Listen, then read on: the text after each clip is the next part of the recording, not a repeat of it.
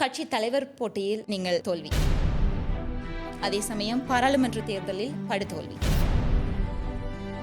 அகில இலங்கை தமிழ் காங்கிரஸ் எடுத்துக்கொண்டால் 2010ஆம் ஆண்டில் இருந்து 10 வருஷத்துக்கு அவர்களுக்கு பாராளுமன்ற பிரதிநிதித்துவமே இல்லாமல் இருந்தது. அப்போ கஜேந்திரகுமார் பொன்னம்பலம் நான் அப்போவே அரசியலை விட்டு போயிருக்க வேணும். அவர்களிடத்துல எல்லாம் இந்த கேள்வி ஒருவரும் கேட்குறதாக எனக்கு தெரியல.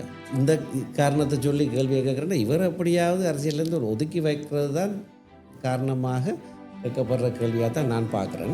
அரசாங்கம் வருகின்ற பொழுது நிச்சயமாக உங்களுடைய எதிர்கருத்துக்களை நீங்கள் முன்வைத்திருந்தீர்கள். அப்படி பார்க்கின்ற பொழுது அப்படி சொல்லிவிட்டு அமைச்சு பதவி வந்தால் நாங்கள் அது பற்றி பரிசீலிப்போம் என்கின்ற சமயத்திலே அது மக்களுக்கான அரசியல் இல்லாமல் ஒரு பதவிக்கானதாக இருக்கின்றதா என்றது ஒரு பெரிய ஒரு கேள்வியாக இருக்கு. இப்படியாக விமர்சனம் செய்கிறவர்களுக்கு இதுகள் ஒன்றும் தெரியாது.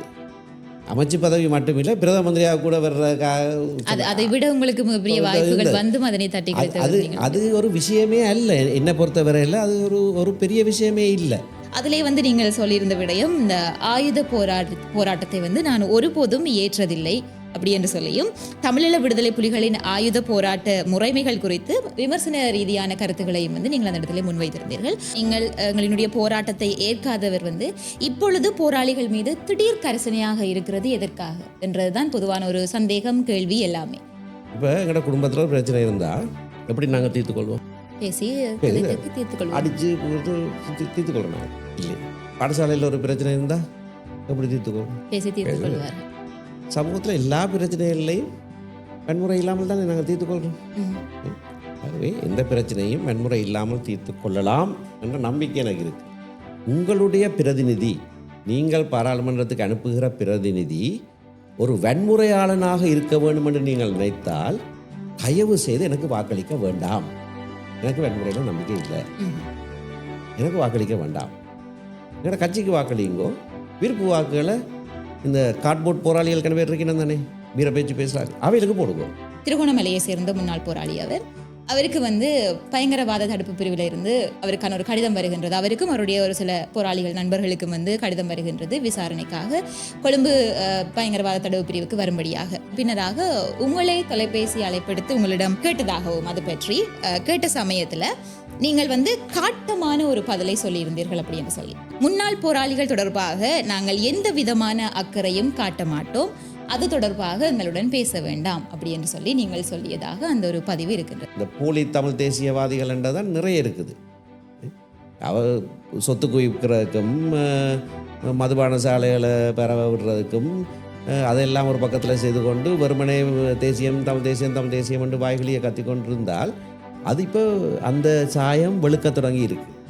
அந்த பயத்தில் தான் இப்போ இப்படி ஆக்களை பிடிச்சி அது செய்து இது செய்து எப்படியாவது இதை தடுக்க வேணும் என்று ஒரு கூட்டம் கிளம்பியிருக்கு போல தெரியுது.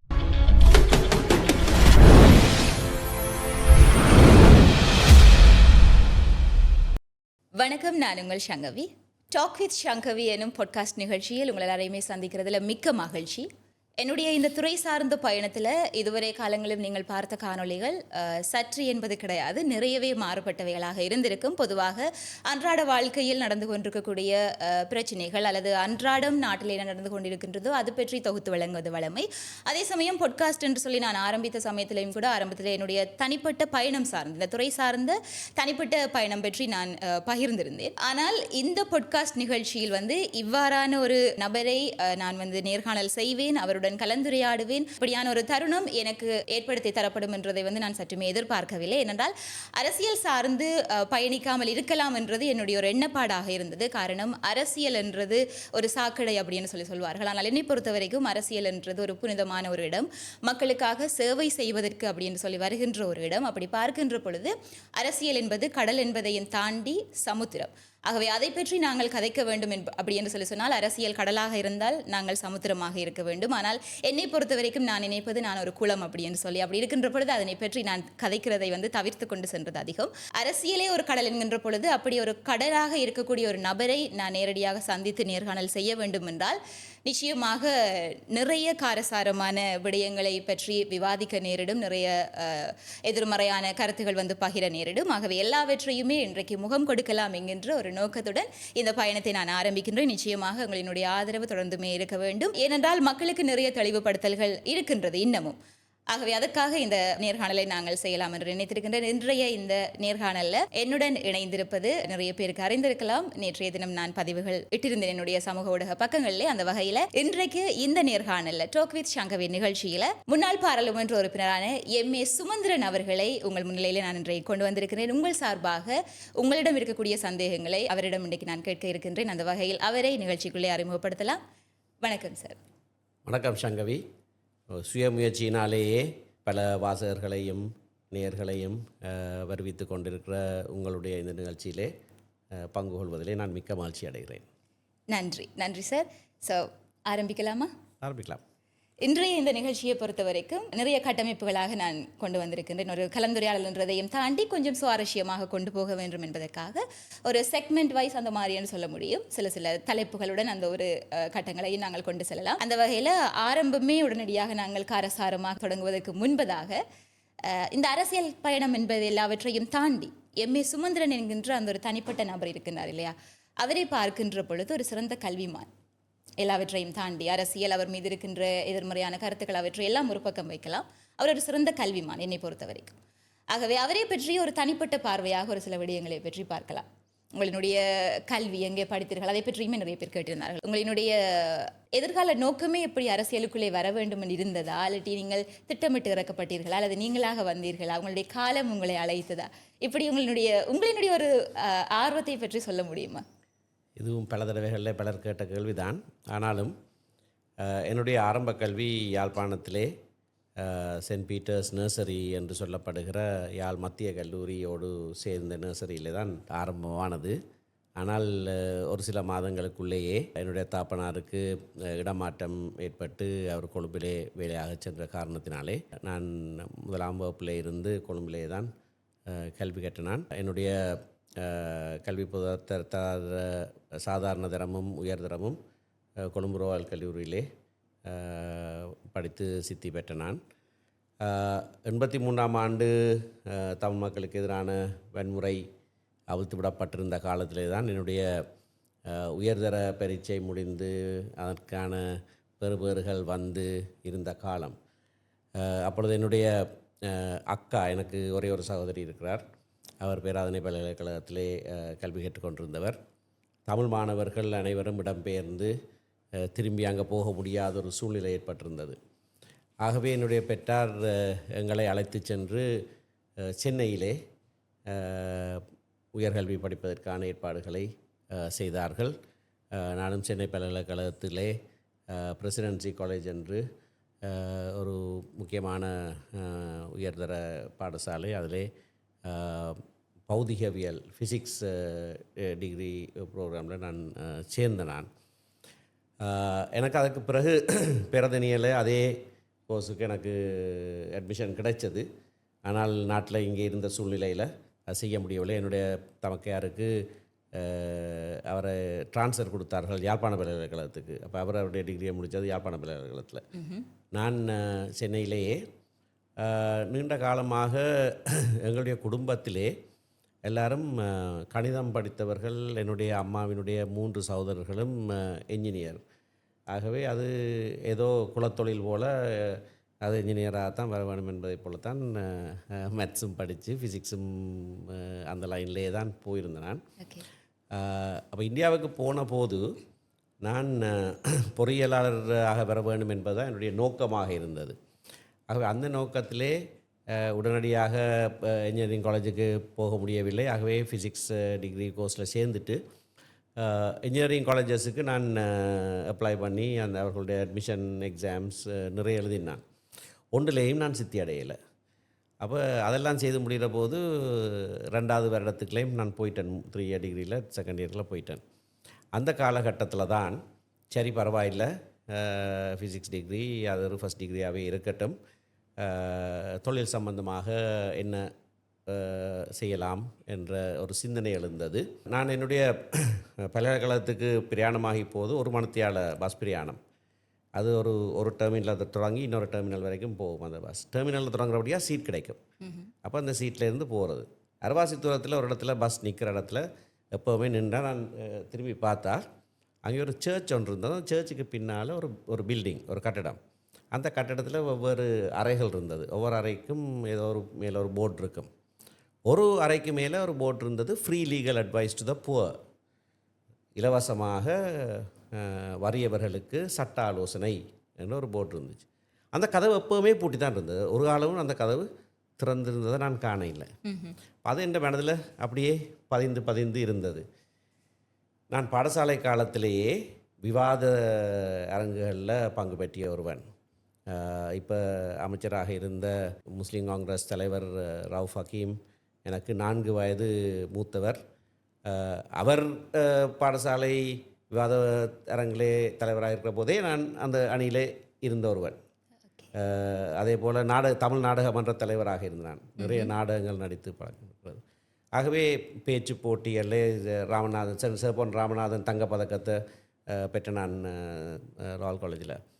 அப்போ அந்த லைன்லேயும் எனக்கு சிந்தனைகள் இருந்த காரணத்தினால இந்த இப்படியான ஒரு தேவை ஒன்று இருக்கிறது என்ற சிந்தனையிலே தான் நான் என்னுடைய முதலாவது டிகிரி முடித்து நான் நாடு திரும்பின போது என்னுடைய பெற்றாரிடத்தில் கேட்டேன், நான் சட்டம் படிக்க போகிறேன் என்று. ஐயையோ, சட்டத்தரணிகள் எல்லாம் பொய் சொல்கிறவங்க, எங்களோட குடும்பத்தில் அப்படி ஒருவரும் இல்லை, நீ அந்த பக்கம் பார்க்கவே கூடாதுன்னு சொல்லி என்னை தடுத்து விட்டார்கள். தடுத்து என்ன அக்கௌண்டன்சி படிக்கிறதுக்கு ஒரு ஃபேமில் சேர்த்து விட்டார்கள். அப்போ எர்ன்ஸ்ட் அண்ட் வினியில் நான் சார்ட்டர்ட் ட்ரெயினியாக ஒரு வருஷமாக வேலை செய்தேன். ஆனால் அந்த நேரத்தில் என்னுடைய பெற்றாரோடு சண்டை பிடிச்சு அவர்களை இணங்க பண்ணி நான் திரும்பவும் சட்டம் படிக்கிறதுக்கு அனுமதியை பெற்று ரிசைன் பண்ணிவிட்டு சட்டக்கல்லூரி என்ட்ரன்ஸ் எக்ஸாம் எழுதி திரும்ப சட்டக்கல்லூரிக்கு போய் 3 வருஷம் பிறகு அங்கே சட்டம் படித்து. எத்தனை வயசில் நீங்கள் இந்த சட்டக்கல்லூரி ஆரம்பிச்சு நீங்கள் உங்களுடைய கல்வியை? 88ஆம் ஆண்டு ஜனவரி என்று சொன்னால் 24 வயதில் சட்டப்படிப்பு ஆரம்பிச்சினான். 29 28 வயதில் தான் நான் சட்டத்தரணியாக வந்தனான். அதுக்கு பிறகு சட்டத்தொழிலை ஆரம்பித்தான். சட்டத்தொழில் ஆரம்பிக்கிற போதே ஒரு வருஷத்துக்குள்ள எனக்கு திருமணம் ஆகிட்டுது. ஆனால் உழைப்பண்டு எதுவும் இல்லை. இப்போ என்னுடைய மனைவிட உழைப்பில் தான் முதல் 1-2 வருஷம் நாங்கள் சாப்பிடக்கூடியதாக இருந்தது. பிறகு என்னுடைய நேரம் நான் சீனியர்ஸோட கன்சல்டேஷனுக்கு பின்னேரத்தில் போகிறது, போனால் நடிச்சாமன் தான் திரும்பி வாரது. அவள் காலையில் வேலைக்கு போனால் அவள் பின்னேரம் வந்துடுவா. நாங்கள் சந்திக்கிறதே இல்லை. அதனால் அவள் வேலையை ரிசைன் பண்ணிட்டா. அப்போ கொஞ்ச காலம் மிக கஷ்டப்பட்டு தான் வாழ்க்கை நடத்தினாங்க. ஆனால் ஒரு 2-3 வருஷத்துக்குள்ளே எனக்கு சட்டத்துறையில் மிகுந்த பிரபல்யம் ஏற்பட தொடங்கிட்டுது. அதனால் அதுக்கு பிறகு பிரச்சனை இல்லாமல் நகர்ந்து வந்தது. எனக்கு நான் வாணிப சட்டம் கமர்ஷியல் லா தான் கூடுதலாக நான் அந்த நேரத்தில் செய்து கொண்டு வந்தேன். என்னுடைய இன்ட்ரெஸ்ட் எல்லாமே அட்மினிஸ்ட்ரேட்டிவ் லா, கான்ஸ்டியூஷனல் லா அது சம்பந்தமாக இருந்தது. ஆகவே அப்படியான வழக்குகளில் நான் ஈடுபட தொடங்கின காரணத்தினால ஒரு 10 வருஷத்துக்குள்ளே அதில் ஒரு எக்ஸ்பர்ட்டாகவே நான் அறியப்பட தொடங்கிவிட்டேன். திரு சம்பந்தன் 94ஆம் ஆண்டுக்கு பிறகு, நான் 91ஆம் ஆண்டு சட்டத்தரணியாக வந்தேன். 94ஆம் ஆண்டுக்கு பிறகு அவர் பாராளுமன்றத்தில் பல பிரச்சனைகள் எழுகிற போது எதுவும் சட்டம் சம்பந்தமான பிரச்சனைன்னு சொன்னால் எனக்கு ஃபோன் எடுத்து சொல்லுவார், இது இருக்கா பார்த்து சொல்லுங்கள். என் அவருடைய மகனும் நானும் ராயல் கல்லூரியில் ஒரே கிளாஸில் படித்தவர்கள். அப்போ எனக்கு அவருக்கு என்ன தெரியும். நீலன் திருச்செல்வம் ஒரு தடவை பாராளுமன்றத்தில் அவருக்கு ஒரு பார்லிமெண்ட்ரி செலக்ட் கமிட்டி சேர்மனாக இருந்தவர் ஒரு விஷயம் சம்பந்தமாக கிராஸ் பார்டர் டிரான்ஸ்மிஷன் என்று சொல்லி அது சம்பந்தமான ஒரு விஷயத்தில் நான் அது சம்பந்தமாக ஒரு செமினாரில் ஒரு பேப்பர் ப்ரெசென்ட் பண்ணியிருந்தேன். நான் அப்போ அதை பார்த்துட்டு அவர் என்ன தொடர்பு கொண்டு தனக்கு ஆலோசகராக என்னை அழைத்திருந்தவர். அப்படியாக இவர்களோடு எனக்கு ஒரு தொடர்பு இருந்தது. 10 வருஷம் ப்ராக்டிஸ் பண்ணிவிட்டு நான் முதுமானி சட்டம் படிக்கிறதுக்காக இலங்கை சட்டத்தரணிகள் சங்கம் ஒரு ஸ்காலர்ஷிப் கொடுத்தது. அதில் முதலாவது ஸ்காலர்ஷிப் எனக்கு தான் கிடைச்சது. நான் ஆஸ்திரேலியாவில் மொனாஷ் யூனிவர்சிட்டிக்கு போய் இன்டர்நெட் அண்ட் எலக்ட்ரானிக் லாவில் மாஸ்டர் ஆஃப் லா படித்து அதில் சித்தி அடைஞ்சினான். திரும்பி நாட்டுக்கு வந்த பிறகு கூடுதலாக அரசியலமைப்பு சம்பந்தமான சட்டங்கள், பாராளுமன்ற சட்ட மூலங்களை சேலஞ்ச் பண்ணுறது, அந்த விடயங்களில் கூடுதலாக அதிலே ஒரு எக்ஸ்பர்ட்டாகவே கணிக்கப்பட்டு இருந்த காலத்தில் நீங்கள் கேட்ட கடைசி கேள்விக்கு வாரன். பல தடவைகள் என்னை பாராளுமன்ற உறுப்பினராக வரும்படியாக தமிழ் தேசிய கூட்டமைப்பு அழைப்பு கொடுத்தது. குறைந்தது 2 தடவையாவது 2004 2010 வரையான காலகட்டத்தில் அவர்களுக்கு 2 தேசிய பட்டியல் பாராளுமன்ற உறுப்பினர்கள் இருந்தார்கள். அந்த 2 இடமும் காலியானது. ஓகே. ஒருக்கா ஜோசப் பர்ராசிங்கம் கொல்லப்பட்ட போது அப்போ நான் ஜோசப் பர்ராசிங்கத்துக்காகவும் திரு சம்பந்தனுக்காகவும் நீதிமன்றத்தில் ஆஜராகி கொண்டிருக்கிறேன் ஒரு வழக்கில், தமிழர் விடுதலை கூட்டணி வழக்கில். அந்த இடத்தை நிரப்புவதற்கு என்னை அழைத்தார்கள். இன்னொரு தடவை ஈழவேந்தன் என்று அழைக்கப்படுகிற ஒருவர் அவரும் இருந்தவர். அவர் 3 மாதம் பாராளுமன்றத்துக்கு போகாமல் அவருடைய இடம் காலியானது. அந்த தடவையும் என்னை அழைத்தார்கள். அந்த 2 தடவையும் நான் மறுத்து விட்டேன். நீங்கள் சொன்னதை போல் அரசியல் விஷயங்கள் எல்லாம் ஈடுபடலாம், ஆனால் நேரடி அரசியல் என்றது ஒரு சாக்கடை என்ற ஒரு எண்ணம் இருந்தது. சட்டத்துறைக்கே போகக்கூடாது என்று என்னுடைய பெற்றார் சொல்லியிருந்து புற அரசியலுக்குள்ள போகிறேன், அது அதோட மோசமான ஒரு விஷயமாக தான் நான் கூட கருதினான். நான் வெளியிலே இருந்து நான் அவர்களுக்கு சொன்னது, நீங்கள் நான் நேரடியாக அரசியலுக்குள்ள வந்தால் ஒரு சட்டத்தண்ணியை இழந்துடுவீங்க. கட்சிக்காக பல வழக்குகள் எல்லாம் செய்து கொண்டிருந்தான். 2003ஆம் ஆண்டுலேருந்து இந்த பலாலி சுற்றி இருக்கிற அந்த காணி பிடிப்பு வழக்குகள் எல்லாம் செய்திருந்தான். அப்போ சட்டத்தண்ணியை இழந்து விடுவீர்கள். நீதிபதிகள் என்னை வித்தியாசமாக பார்ப்பார்கள், இது ஒரு அரசியல்வாதி என்று கண்ணோட்டத்தோடு பார்ப்பார்கள் என்று பல காரணங்களை நான் சொல்லியிருந்தேன். ஆனால் 2009ஆம் ஆண்டு யுத்த முடிவுக்கு வந்த பிறகு ஒரு புதிய அரசியலமைப்பு மூலமாகத்தான் இனி தீர்வு வரலாம் என்ற நிலைப்பாடு வந்த பிறகு திரு சம்பந்தன் என்னையும் மூத்த ஜனாதிபதி சட்டத்தரணி கனகீஸ்வரன் அவர்களையும் சேர்த்து வேறு சிலரையும் சேர்த்து நாங்கள் ஒரு தீர்வு முயற்சிக்காக பல ஆயத்தங்கள் செய்தாங்க. அந்த காலகட்டத்தில் தான் 2010ஆம் ஆண்டு தேர்தல் வருகிற போது திரு கனகீஸ்வரனுடைய வற்புறுத்தலின் பேரில் திரு சம்பந்தனும் என்னுடைய வீட்டுக்கு நேரடியாக வந்து என்னை கேட்டுக்கொண்டதன் பேரில் நான் இணங்கி நேரடி அரசியலுக்குள்ளே வந்தேன். வந்தது அப்படியே அதுக்குள்ளே அமர்ந்து போய் இருக்கிறேன். ஓகே. ஸோ இது வந்து நீங்கள் விரும்பி வராமல் கட்டாயத்தின் பேரில் வந்தது என்று கூட வைத்துக் கொள்ளலாம். வர இல்லை, அந்த நேரத்தில் 2010ஆம் ஆண்டு பிப்ரவரி மாதத்தில் இருந்த சூழ்நிலை, அதாவது போர் முடிவுக்கு வந்திருக்கிறது, தோற்றுப்போன சமூகம் என்ற ஒரு எண்ணக்கரு ஒன்று உருவாகி இருந்தது. ஆனால் என்னுடைய மனதிலே அப்படி அல்ல, சர்வதேச சட்டத்தின்படி எங்களுக்கு இருக்கிற உரித்துக்களை நாங்கள் பெற முடியும், அதற்கான வித்தியாசமான அணுகுமுறைகளை செய்ய முடியும் என்ற எண்ணங்கள் இருந்தது. அப்போ அதற்கான அழைப்பு வருகிற போது அதற்கான நிபுணத்துவம் என்று கூட சொல்லலாம் என்னிடத்திலேயே ஏதாவது இருந்தால் அதை உபயோகிக்க வேண்டும் என்கின்ற எண்ணமும் என்னிடத்திலே இருந்தது. ஸோ இவ்வாறாக உங்களினுடைய ஒரு ஆரம்ப கால பயணம் இருக்கின்றது.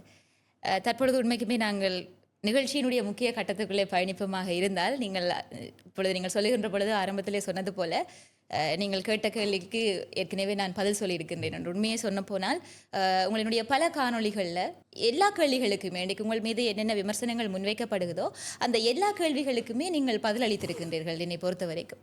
ஆனாலும் இன்னமுமே மக்கள் மத்தியில் அந்த கேள்வி இருக்கின்றது என்கின்ற பட்சத்திலே அது இன்னமுமே சென்று அடையவில்லையோ என்றது என்னுடைய ஒரு கேள்வி. ஆகவே இன்றைக்கு நான் உங்களிடம் கேட்கப் போகின்ற எல்லா கேள்விகளும் நிச்சயமாக நான் இதனை இப்பொழுதும் தெளிவுபடுத்த வேண்டும். என்ன அப்படி என்றால், என்னுடைய சமூக ஊடக பக்கத்திலே நான் பதிவேற்றிருந்தேன், எம்ஏ சுமந்திரன் அவர்களை வந்து நீங்கள் நேரில் சந்தித்தால் என்ன கேள்வி கேட்பீர்கள் அப்படின்னு சொல்லி. எதிர்பார்க்காத விதமாக பல கேள்விகளை கொடுத்திருந்தார்கள். உள்பெட்டியிலுமே வந்து தனிப்பட்ட ரீதியாகவுமே கருத்துக்களை பகிர்ந்திருந்தார்கள். அந்த வகையில் நான் இன்றைக்கு உங்கள்கிட்ட கேட்க போகிற கேள்விகள் என்றது வந்து நான் அறிந்தவை. ஏனென்றால் நான் பிறந்து எனக்கு நினைவு தெரிவதற்கு முன்னதாகவே உங்களினுடைய பாதி அரசியல் வாழ்க்கை என்றது முடிந்துவிட்டது. அப்படி இருக்கின்ற பொழுது உங்களை பற்றிய ஆரம்ப கால பயணங்கள் என்றது நாங்கள் அறிந்தவை கேட்டவை தான் இல்லை. நாங்கள் வந்து எதையும் நேரடியாக பார்த்ததுன்றது எங்களுக்கு தெரியாது. நாங்கள் அறிந்ததும் கேட்டதும் பார்த்ததுமான சில விடயங்கள், மக்கள் மத்தியில் பரவலாக இருக்கக்கூடிய பல கேள்விகளின் அடிப்படையில் நான் சில கேள்விகளை வந்து தொகுத்திருக்கின்றேன். நிச்சயமாக நான் தற்பொழுது தெளிவுபடுத்திக் கொள்ளுகின்றேன், இது ஒரு கட்சி சார்ந்ததோ ஒரு தனிப்பட்டவர் சார்ந்ததோ அல்லது யாரோ ஒரு தனிப்பட்ட நபரினுடைய வற்புறுத்தலின் பேரில் எடுக்கப்பட்ட கேள்விகளோ கிடையாது. என்னுடைய சுய விருப்பத்தின் பேரில் மக்கள் மத்தியில் முன்வைக்கப்பட்ட கேள்விகளை முக்கிய கேள்விகளின் தொகுப்பாக நான் இன்றைக்கு எல்லாவற்றையுமே தொகுத்திருக்கின்றேன். அந்த அடிப்படையில் தான் உங்களிடம் போகின்றேன். அந்த வகையில் முதலாவது செக்மெண்ட் அப்படின்னு சொல்லி நாங்கள் பார்க்கின்ற பொழுது தி ரியாலிட்டி செக் அப்படின்னு சொல்லி அந்த செக்மெண்ட்டுக்கு நான் பேர் வச்சிருக்கிறேன். என்ன அப்படின்னா, இன்றைக்கு உங்கள் மீது பல விமர்சனங்கள், ஒருவர் மீது நேர்மறையான கருத்துகள் இருக்கின்றது, எதிர்மறையான கருத்துகள் இருக்கின்றது. ஆனால் ஒரு நபர் மீது இந்தளவத்துக்கு எதிர்மறையான கருத்துகள் இருக்க முடியுமா என்று கேட்டால் இருக்கின்றது. அவர் தான் நீங்கள் என்று சொல்ல முடியும். காரணம், அவ்வளவுத்துக்கு எதிர்மறையான கருத்துக்களை இன்று வரைக்கும் நீங்கள் முகம் கொடுத்து கொண்டிருக்கின்றீர்கள். ஆனால் அதில் இன்னொரு முக்கியமான விடயம் என்றால் அவற்றுக்கு நீங்கள் பதிலும் அளித்துக் கொண்டிருக்கிறீர்கள். அந்த வகையிலே உங்களிடம் கேட்கப்பட்ட சில கேள்விகள் என்று சொல்லி நான் பார்க்கின்ற பொழுது, கட்சி தலைவர் போட்டியில் நீங்கள் தோல்வி. அதே சமயம் பாராளுமன்ற தேர்தலில் படுதோல்வி. அது மட்டுமல்லாமல் ஊராட்சி மன்ற தேர்தலில் கட்சியின் வாக்கு வங்கி குறைவு என்பது மட்டுமல்லாமல் உங்களினுடைய சொந்த வட்டாரம் குடத்தனையில் கூட நீங்கள் கட்சி தோல்வி. ஆகவே தொடர்ச்சியாக தாங்கள் தோல்வி அடைகிறதுன்றது இதன் மூலமாக மக்களும் சரி இயற்கையும் சரி தங்களை அரசியலை விட்டு விலகி நிற்க கேட்கின்றதா? அப்படி இருக்கின்ற பொழுது, அப்படி கேட்கின்ற சமயத்தில் நீங்கள் மட்டும் ஏன் மீண்டும் மீண்டுமாக கட்சியினுடைய செயலாளர் பதவியை வைத்து கட்சியை அழிப்பது சிங்கள நிகழ்ச்சி நிரல் என எடுத்துக்கொள்ளலாமா என்கின்றது மக்கள் மத்தியிலே முன்வைக்கப்பட்ட கேள்வி. அதாவது நீங்கள் கட்சியை அழிக்கின்றீர்கள், இது சிங்கள இனத்தின் பெயரில் உங்களை பயன்படுத்தி முன்னெடுக்கப்படுகின்ற செயலாகன்றது ஒரு மிகப்பெரிய கேள்வியாக இருக்குது. இதற்கு உங்களுடைய நேரடி பதில் என்றால் என்னவாக இருக்கு? கட்சி அழிக்கப்படுகிறதா என்ற கேள்வியை கேட்டால் இன்றைக்கு எவருமே அதை கட்சி அழிக்கப்படுகிறதுன்னு சொல்ல மாட்டார்கள். கட்சி நிமிர்ந்து நிற்கிறது என்பதுதான் உண்மை. விசேடமாக உள்ளூராட்சி தேர்தலுக்கு பிறகு, அதிலேயும் விசேடமாக உள்ளூராட்சி தேர்தல் பிரச்சாரத்திலே நான் நேரடியாக ஈடுபட்டதன் காரணமாகவும் தான் கட்சி ஒரு திருப்பு முனையிலே இப்பொழுது நேர்பாதையிலே செல்கிறது என்ற கருத்து பலரிடத்திலே இருக்கிறது. அந்த நேர்பாதையிலே செல்லுகிற பயணத்திலே மிக முக்கியமான ஒரு விடயத்தை நான் செய்து வருகிறேன் கட்சி தலைவரோடு சேர்ந்து. அதாவது கட்சியை கட்டுக்கோப்பாக வைத்திருப்பதற்காக ஒழுக்காற்று நடவடிக்கைகளை மிக தீவிரமாக எடுத்திருக்கிறோம். பலரை கட்சியிலேருந்து நீக்கி இருக்கிறோம். அப்படியான செயற்பாடுகளை செய்கிற போது எதிரான பல விமர்சனங்கள் கருத்துக்கள் வரத்தான் செய்யும். ஆகவே நீங்கள் ஒழுக்காற்று நடவடிக்கைகள் எடுக்கின்ற பொழுது அது கட்சியை அழிக்கின்றது அப்படி என்று சொல்லி அந்த விமர்சனம் முன்வைக்கப்படுகிறது என்று நீங்கள் சொல்ல வருகிறீர்கள். அப்படியாக நடவடிக்கை எடுக்கப்பட்டவர் சார்பில் கட்டாயம் வந்தே தீரும். அது தெரிந்து கொண்டு தான் நாங்களும் செய்கிறோம்.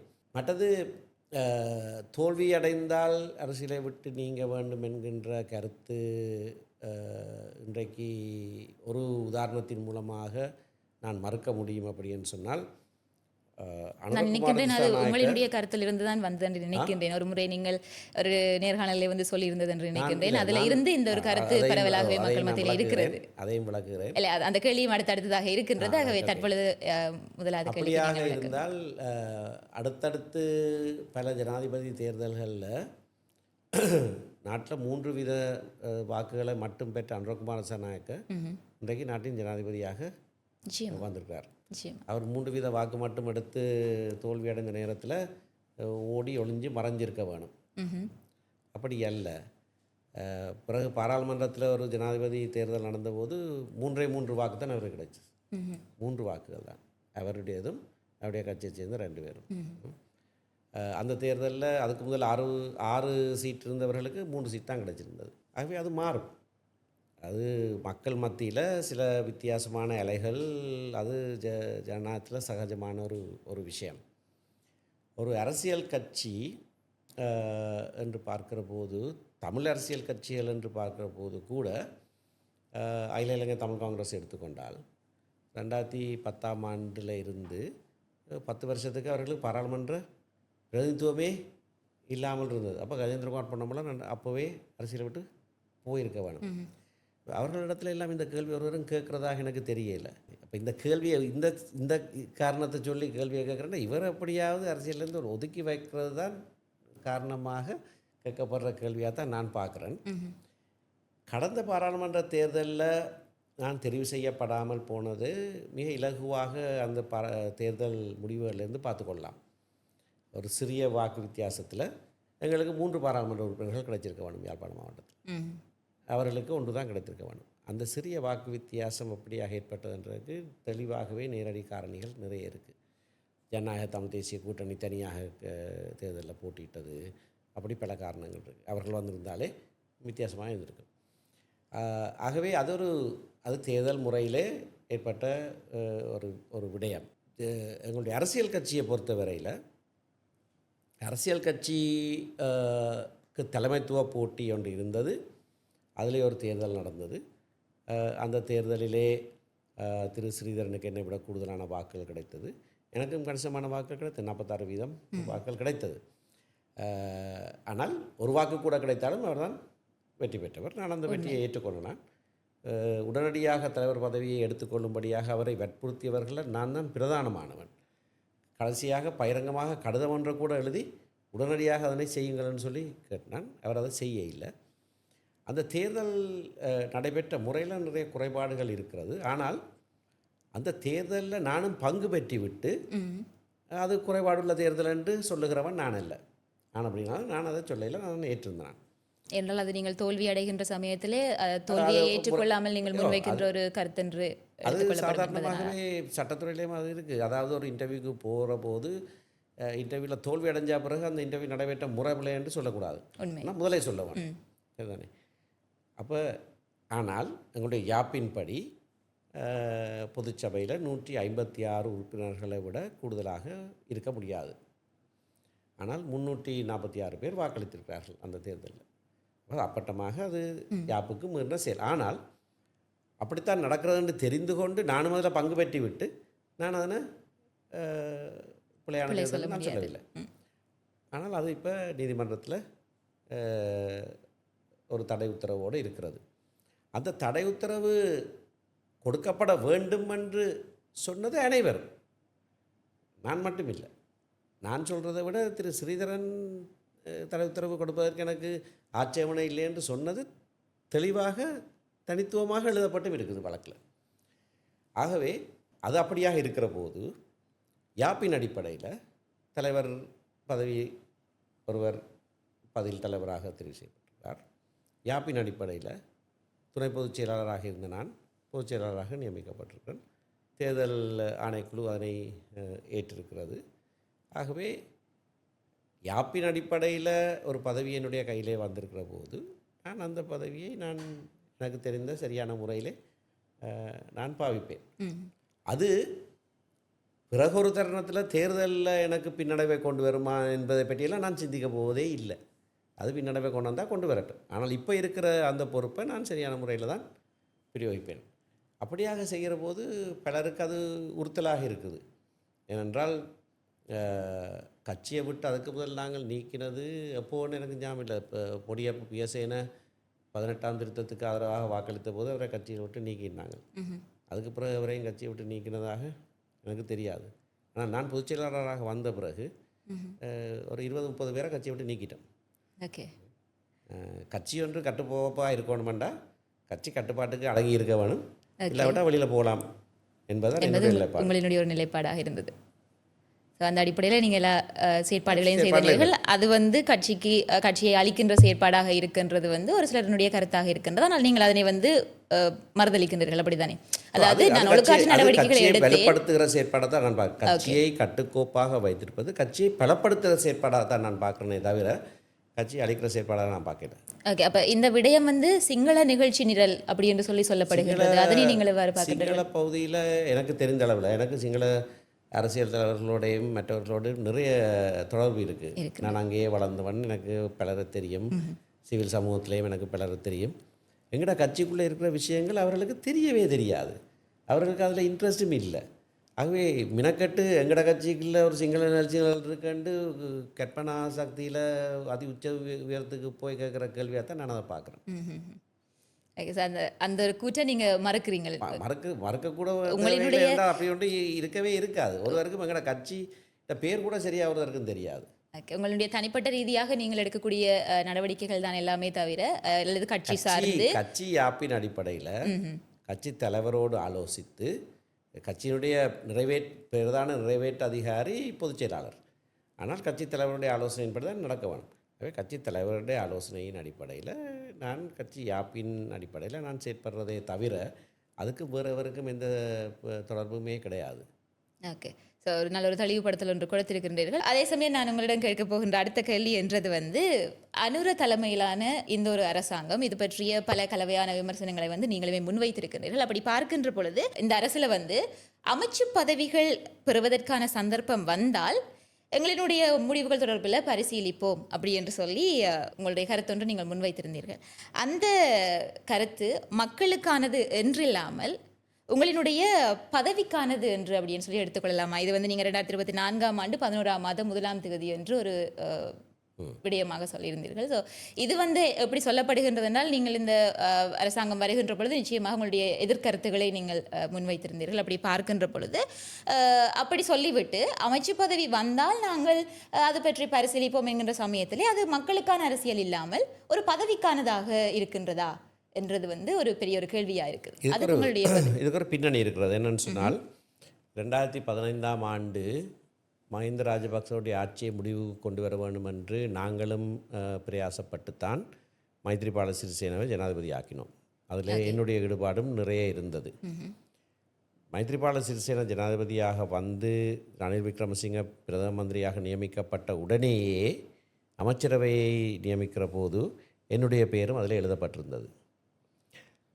தாங்கள் அதனை ஏற்றுக்கொள்ளவில்லை. நானே வெளிப்படையாக சொன்னேன், நாங்கள் அமைச்சு பதவிகளை எடுக்க மாட்டோம் என்று. அதற்கு பிறகு எங்களோடு ஆலோசித்துத்தான் திரு சுவாமிநாதன் அந்த பதவிக்கு நியமிக்கப்பட்டவர். முதலாவதாக நியமிக்கப்பட்ட உடனே அவருக்கு சொல்லப்பட்டது எங்களோடு வந்து பேசும்படியாக. அவர் என்னையும் சுரேஷ் பிரேமச்சந்திரனையும் திரு சம்பந்தனையும் தனியாக வந்து சந்தித்து எனக்கு கொடுக்கப்பட்ட வழிகாட்டல் உங்களுடைய அமைச்சராக நான் இருக்க வேணும் என்று சொல்லி எங்களோடு பேசித்தான் அந்த பதவியை எடுத்தவர். நாங்கள் அமைச்சு பதவி எடுக்க மாட்டோம் என்கின்ற ஒரு கொள்கையோடு இருந்தவர்கள். அந்த ஆட்சிக்காலம் முடிவுகிற சமயத்தில் அல்லது அந்த ஆட்சி காலத்தின் போது பலர் எங்களுக்கு கொடுத்த ஒரு அழுத்தம், நீங்கள் அமைச்சு பதவிகள் எடுத்திருக்க வேண்டும் என்பது. நாங்களும் அந்த ஆட்சி காலத்திலே பல சம்பவங்கள் எங்களால் செய்ய முடியாமல் இருந்தது. நாங்கள் எதிர்க்கட்சியில் இருந்து கொண்டு ஆதரவு கொடுத்தாலும் பல விடயங்கள் செய்ய முடியாமல் இருந்தது. விசேஷமாக கல்முனை பிரதேச செயலக விஷயம். அப்போ சம்பந்தன் ஐயா சொல்லுவார், அவர்கள் அமைச்சரவையில் இருக்கிறார்கள், நாங்கள் எதிர்க்கட்சியில் இருக்கிறோம், அவர்கள் சொல்கிறதானே நடக்கும் என்று. பலர் எங்களுக்கு கொடுத்த அழுத்தம் அது. ஆகவே இப்படியான ஒரு சந்தர்ப்பம் வருகிற வேளைகளிலே அதை எடுத்தெடுப்பிலேயே நிராகரிக்காமல் அதை குறித்தும் ஆலோசிக்க வேணும் என்பதுதான் நான் சொன்ன கருத்து. அதை குறித்தும் ஆலோசிக்க வேணும். சாதக பாதகங்களை நாங்கள் ஆலோசிக்க வேண்டும். நான் அண்மையிலே வெளிப்படையாக இப்போ ஒரு மாதத்துக்கு முதல் தான் இதை பகிரங்கமாக சொல்லியிருக்கிறேன். எனக்கு அமைச்சு பதவி தருவதாக அருண்குமார் சேனாக்க சொன்னவர். நான் பகிரங்க உண்மை ஒன்றில் அண்மையிலே சொல்லியிருந்தேன். ஜனாதிபதி தேர்தலுக்கு முதல் நாங்கள் எல்லா தரப்பினரையும் சந்தித்து தமிழ் அரசியல் தீர்வு சம்பந்தமாக அவர்களோடு பேசியிருக்கிறோம். அதனால்தான் அனைத்து ஜனாதிபதி வேட்பாளர்களுடைய தேர்தல் விஞ்ஞாபனங்களிலே எங்களுடைய விஷயத்தை குறித்து நல்ல கருத்துக்கள் இருக்கின்றன. ஏனென்றால் நாங்கள் அனைவரையும் அதை சொல்ல வைத்தோம். யாருக்கு ஆதரவு என்று சொல்லாமல் இருந்து கொண்டு அதை செய்தோம். அந்த வேளையிலே நீங்கள் என்னை ஜனாதிபதி வேட்பாளராக ஆதரித்தால் உங்களை நீதி அமைச்சு பதவி கொடுப்போம் என்று நாங்கள் உத்தியோகபூர்வமாக தீர்மானித்திருக்கிறோம். ஊழல் ஒழிப்பு, அரசியலமைப்பு உருவாக்கம் போன்ற விடயங்கள் உங்கள் கையிலே கொடுக்கப்படும். ஊழல் ஒழிப்பு சம்பந்தமாக நான் தலையிடவே மாட்டேன், நீங்களாகவே அதை செய்யலாம் என்று சொல்லி நேரடியாக சொல்லப்பட்டிருந்தார். அப்படி சொல்லப்படுகின்ற சமயத்தில் நீங்கள் அதற்கு நான் அதை மறுத்தேன். உடனடியாக எனக்கு கொடுத்து பிரயோசனம் இல்லை. எங்களுடைய கட்சி இன்னும் தீர்மானிக்கவில்லை யாரை ஆதரிப்பது என்று.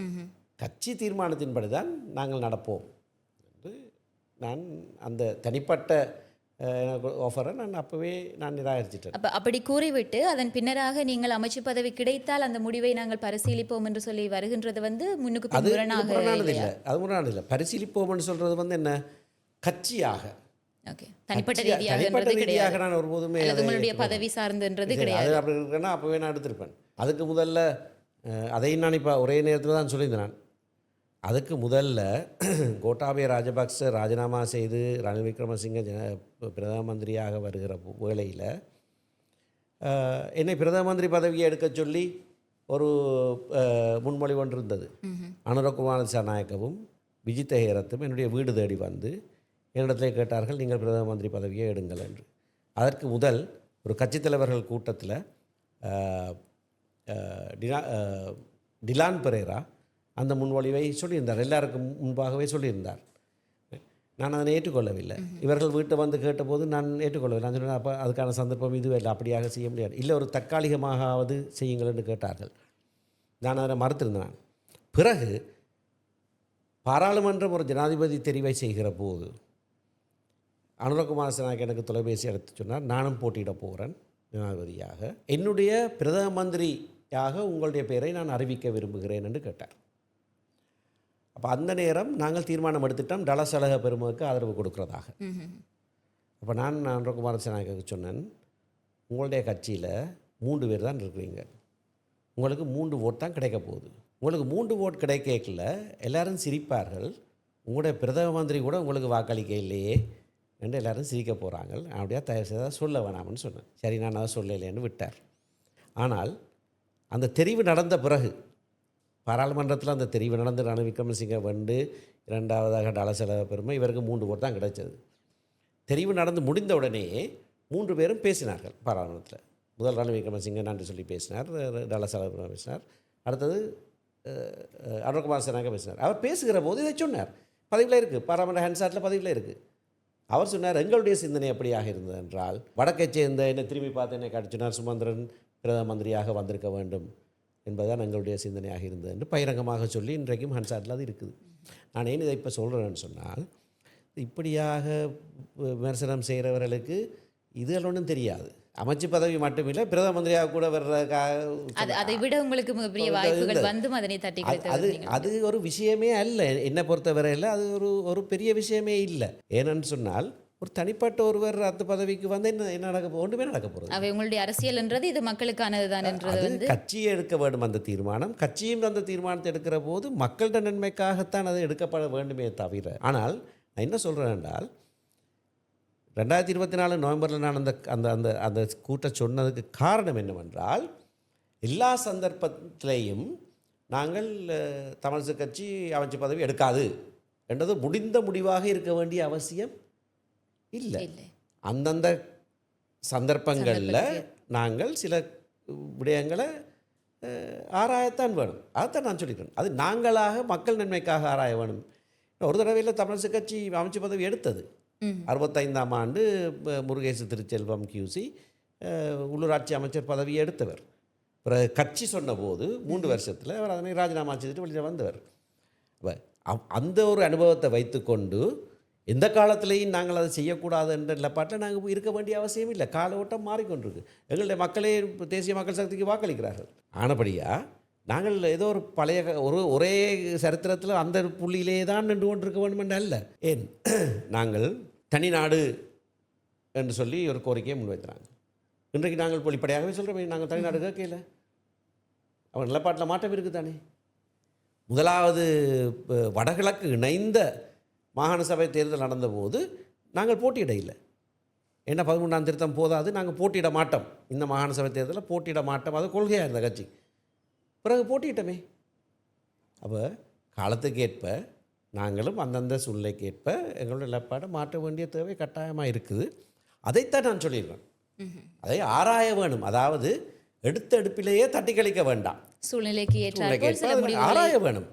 ஆராய்ந்து இல்லை எடுக்கிற இல்லை என்று தான் நினைமா தீர்மானம் வரும், அது வேறு விஷயம். ஆனால் ஆராயாமல் கண்ணை மூடிக்கொண்டு நாங்கள் ஒரு காலம் செய்ய மாட்டோம் என்று தீர்மானிக்கக்கூடாது. அதுதான் நான் சொல்லியிருக்கேன். ஓகே. ஸோ உண்மைக்குமே இப்படியான பல விமர்சனங்களுக்கு மத்தியில் கடந்த ஒரு 5 வருட காலங்களாக இந்த ஒரு காணொளி அல்லது இந்த ஒரு விடயம் என்றது எந்த அளவுக்கு பகிரப்படுமோ அந்த அளவுக்கு பகிரப்பட்ட வண்ணமாக இருக்கின்றது. நிறைய விளக்கங்கள் நீங்கள் அது சார்ந்து கொடுத்திருக்கலாம். ஆனால் இன்று வரைக்கும் அந்த விடயங்கள் உங்கள் மீது முன்வைக்கப்பட்ட வண்ணமாகவே இருக்கின்றது. காரணம், மீண்டும் மீண்டுமாக அது சார்ந்து உங்களுடைய கருத்துக்கள் முன்னுக்கும் பின் முரணாக இருக்கிறதாக மக்களால் பார்க்கப்படுகின்றது. என்ன விடயம் அப்படின்னு சொன்னால், 2020ஆம் ஆண்டு இதே போன்றொரு தனியார் யூடியூப் தளம் ஒன்றுக்கு நீங்கள் ஒரு நேர்காணல் ஒன்று வழங்கியிருந்தீர்கள். அது ஒரு சிங்கள ஊடகம் ஒன்று.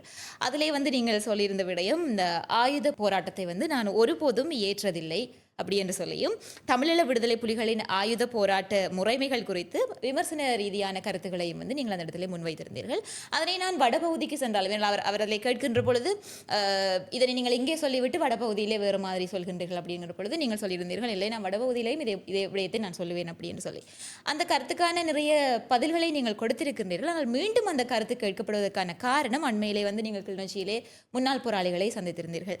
அப்படி அவர்களை சந்திக்கின்ற சமயத்திலே நீங்கள் சொல்லிய விடயம் என்றது எங்களுடைய கரங்களை நீங்கள் பலப்படுத்த வேண்டும், எங்களினுடைய கட்சியில் சேருவதற்கு யாருக்கு முழுவதுமான தகுதி இருக்கின்றதென்றால் தங்களினுடைய உயிரை துச்சம் என மதித்து தங்களினுடைய உடல் அவயவங்களை பொருட்படுத்தாமல், கல்வியை பொருட்படுத்தாமல், குடும்பங்களை பொருட்படுத்தாமல் ஒரு கொள்கைக்காக அல்லது எங்களுடைய நாட்டுக்காக என்று சொல்லி, மக்களுக்காக என்று சொல்லி போராடிய எங்களுடைய முன்னாள் போராளிகள் எங்களினுடைய கட்சியிலே சேர்வதற்கான முழு தகுதியும் அவர்களுக்கு இருக்கின்றது. ஆகவே அவர்கள் எங்களினுடைய கைகளை பலப்படுத்த வேண்டும் அப்படின்னு சொல்லி நீங்கள் முன்வைத்திருந்தீர்கள். அப்படி பார்க்கின்ற பொழுது அந்த கருத்தும் இந்த கருத்தும் முரண்பாடாக இருந்தது. அதே சமயம் கிட்டத்தட்ட 16 வருடங்களாக நீங்கள் அவற்றை வேறு விதமாக சொல்லிவிட்டு அதன் பின்னராக தற்பொழுது நீங்கள் இவ்வாறு சொல்வது என்றது உங்களினுடைய இந்த மாகாண சபை தேர்தல் வருகின்ற சமயத்திலே முதலமைச்சர் பதவிக்காக நீங்கள் இதனை கையாளுகின்றீர்களா, ஒரு உக்தியாக நீங்கள் கையாளுகின்றீர்களா என்றது ஒரு பெரிய கேள்வியாக இருக்கின்றது. அதே சமயம் இன்னும் ஒரு விடயமுமே நான் பார்த்திருந்தேன். என்ன அப்படின்னு சொன்னால், திருகோணமலையை சேர்ந்த ஒரு முன்னாள் போராளி ஒருவர், நான் இந்த முன்னாள் போராளிகள் தொடர்பான விடயங்களை ஒரு கோர்வையாகவே நான் உங்கள் முன்னிலை முன்வைத்தால் அது பற்றிய விளக்கத்தை நீங்கள் தரக்கூடியதாக இருக்கும். ஒன்று நீங்கள் அந்த சிங்கள ஊடகத்திலே கொடுத்த ஒரு விடயம், அதுவும் தற்பொழுது நீங்கள் பேசியிருக்கக்கூடிய விடயமும் நிச்சயமாக முரண்பாடாக இருக்கின்றது. அது பார்க்கின்ற பொழுது தெரிகின்றது. இதற்கு நீங்கள் விளக்கம் கொடுத்துவிட்டு அடுத்த விடயத்துக்கு போகலாம் என்று நினைக்கின்றீர்களா அல்லது கொடுத்துட்டு ஒரு விதமான முரண்பாடுமே கிடையாது? ஆகவே இதுக்கான ஒரு விளக்கத்தை நீங்கள் கொடுத்துவிட்டு செல்வது நல்லது. அதாவது உங்களினுடைய அந்த கருத்துடன் ஒப்பிடுகின்ற பொழுது அப்பொழுது நீங்கள் எங்களினுடைய போராட்டத்தை ஏற்காதவர் இப்பொழுது போராளிகள் மீது திடீர் கரிசனையாக இருக்கிறது எதற்காக என்றதுதான் பொதுவான ஒரு சந்தேகம், கேள்வி எல்லாமே. இதற்கான பதில் உங்களுடையது என்னதாக? எந்தவித முரண்பாடும் கிடையாது. அதாவது சமந்தவுக்கு நான் கொடுத்த சிங்கள மொழியிலே கொடுத்த பேட்டியிலே நான் சொன்ன கருத்து தான் இப்பொழுதும் நான் சொல்லுகிற கருத்து. அதற்கு முன்னரும் நான் சொன்ன கருத்தும் அதுதான்.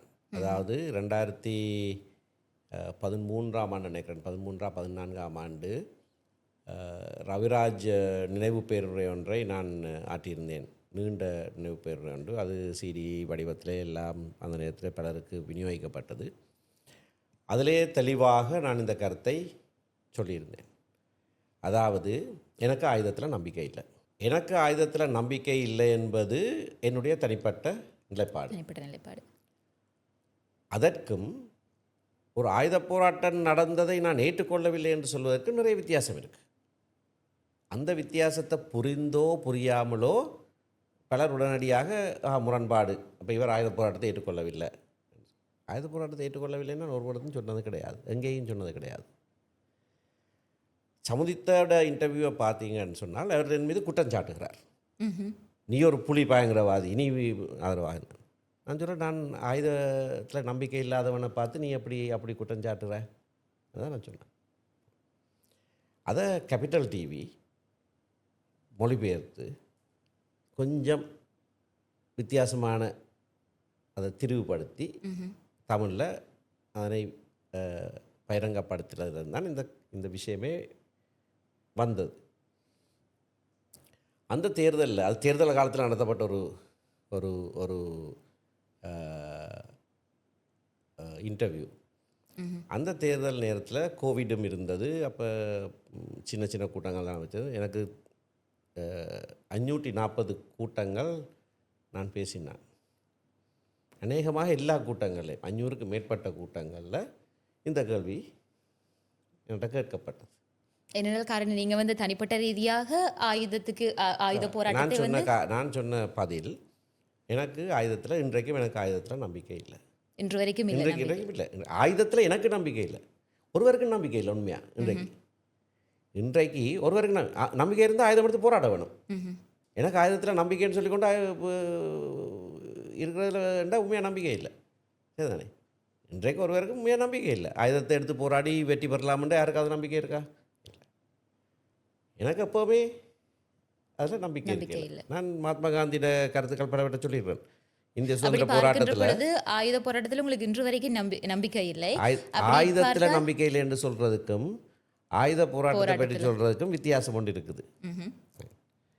நான் ஆயுதம் எடுத்து போராடுறதுல எனக்கு நம்பிக்கை இல்லை. நான் ஆயுதம் எடுத்து போராட போவதில்லை. நீங்கள் ஆயுதம் எடுத்து போராடுறதுல உங்களுக்கு இல்லை. நான் தெளிவாக சொல்லியிருக்கிற பல கருத்துக்கள் இதை பற்றி இருக்குது. மகாத்மா காந்தி இந்திய சுதந்திர போராட்ட காலத்தில் சாத்வீக போராட்டம் நடத்துகிற போது அவர்கிட்ட போராட்டத்துக்குள்ள யாராவது ஒருவர் ஏதாவது ஒரு வன்முறையை துவக்கி விட்டால் என்ன செய்திருக்கிறார்? உடனடியாக தன்னுடைய சாத்வீக போராட்டத்தை நிறுத்தி விடுவார்.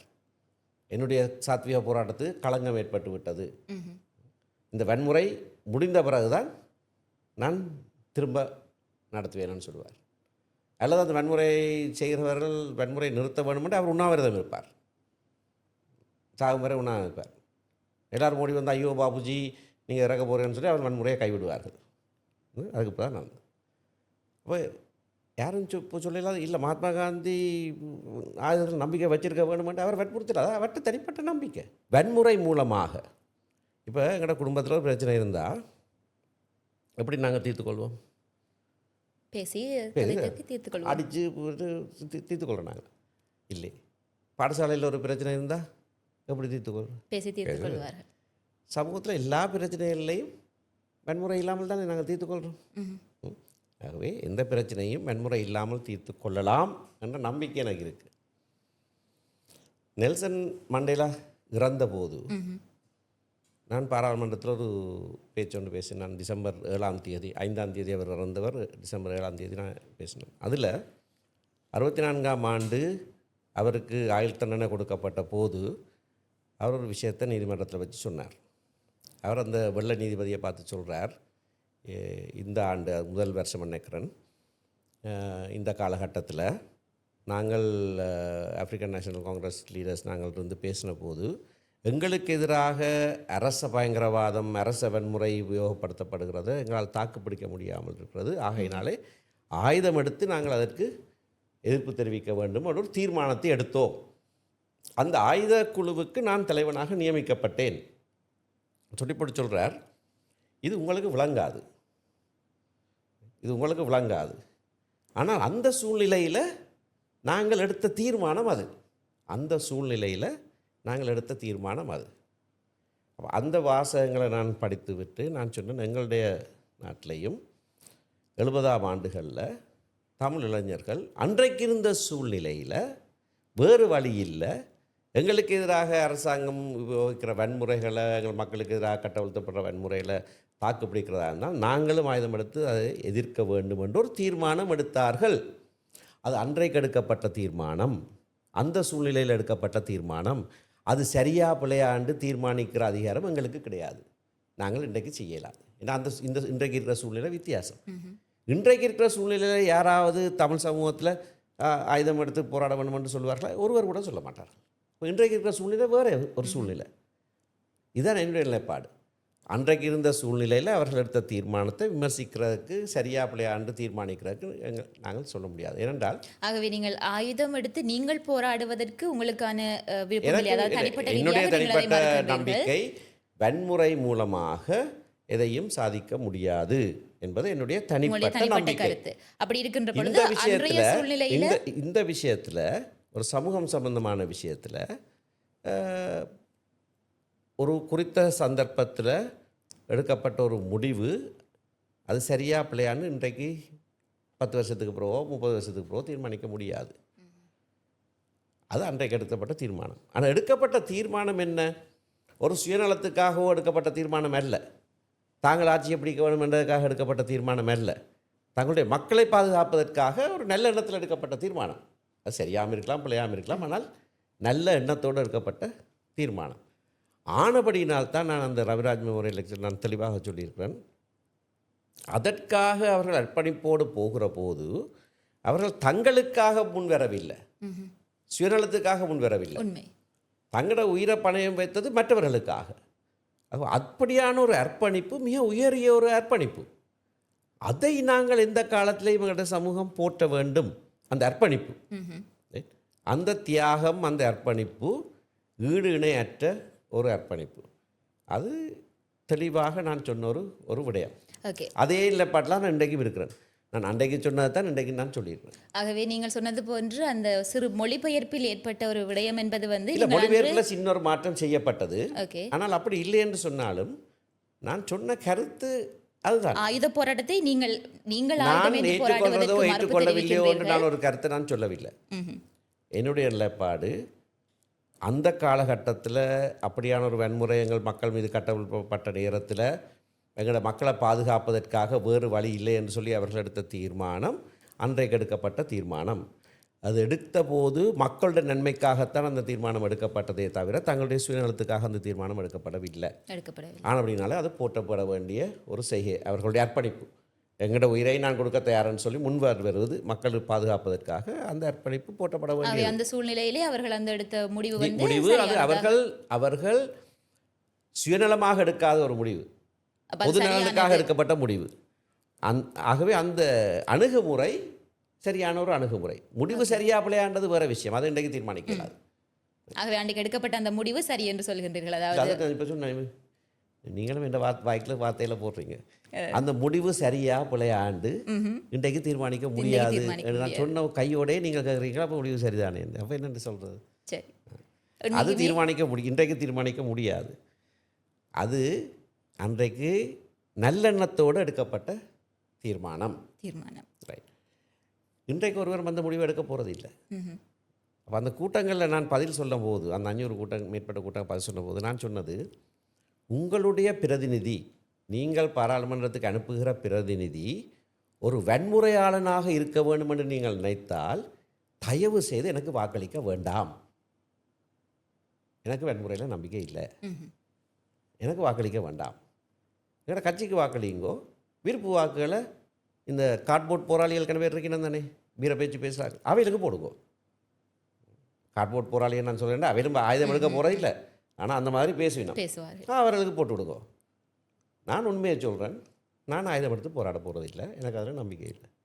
உங்களோட பிரதிநிதி வன்முறையாளனாக இருக்க வேண்டும் என்றால் தயவு செய்து எனக்கு வாக்களிக்க வேண்டாம் என்று தான் நான் பிரச்சாரம் செய்தேன். நானே தவிர நான் சும்மா மக்கள்கிட்ட உணர்ச்சியில் தூண்டி விட்டு எங்கள்கிட்ட இப்போ இந்த படை இருக்குது அந்த படை இருக்குது நாங்கள் இப்போ அந்த கதையெல்லாம் நான் கதைச்சது கிடையாது.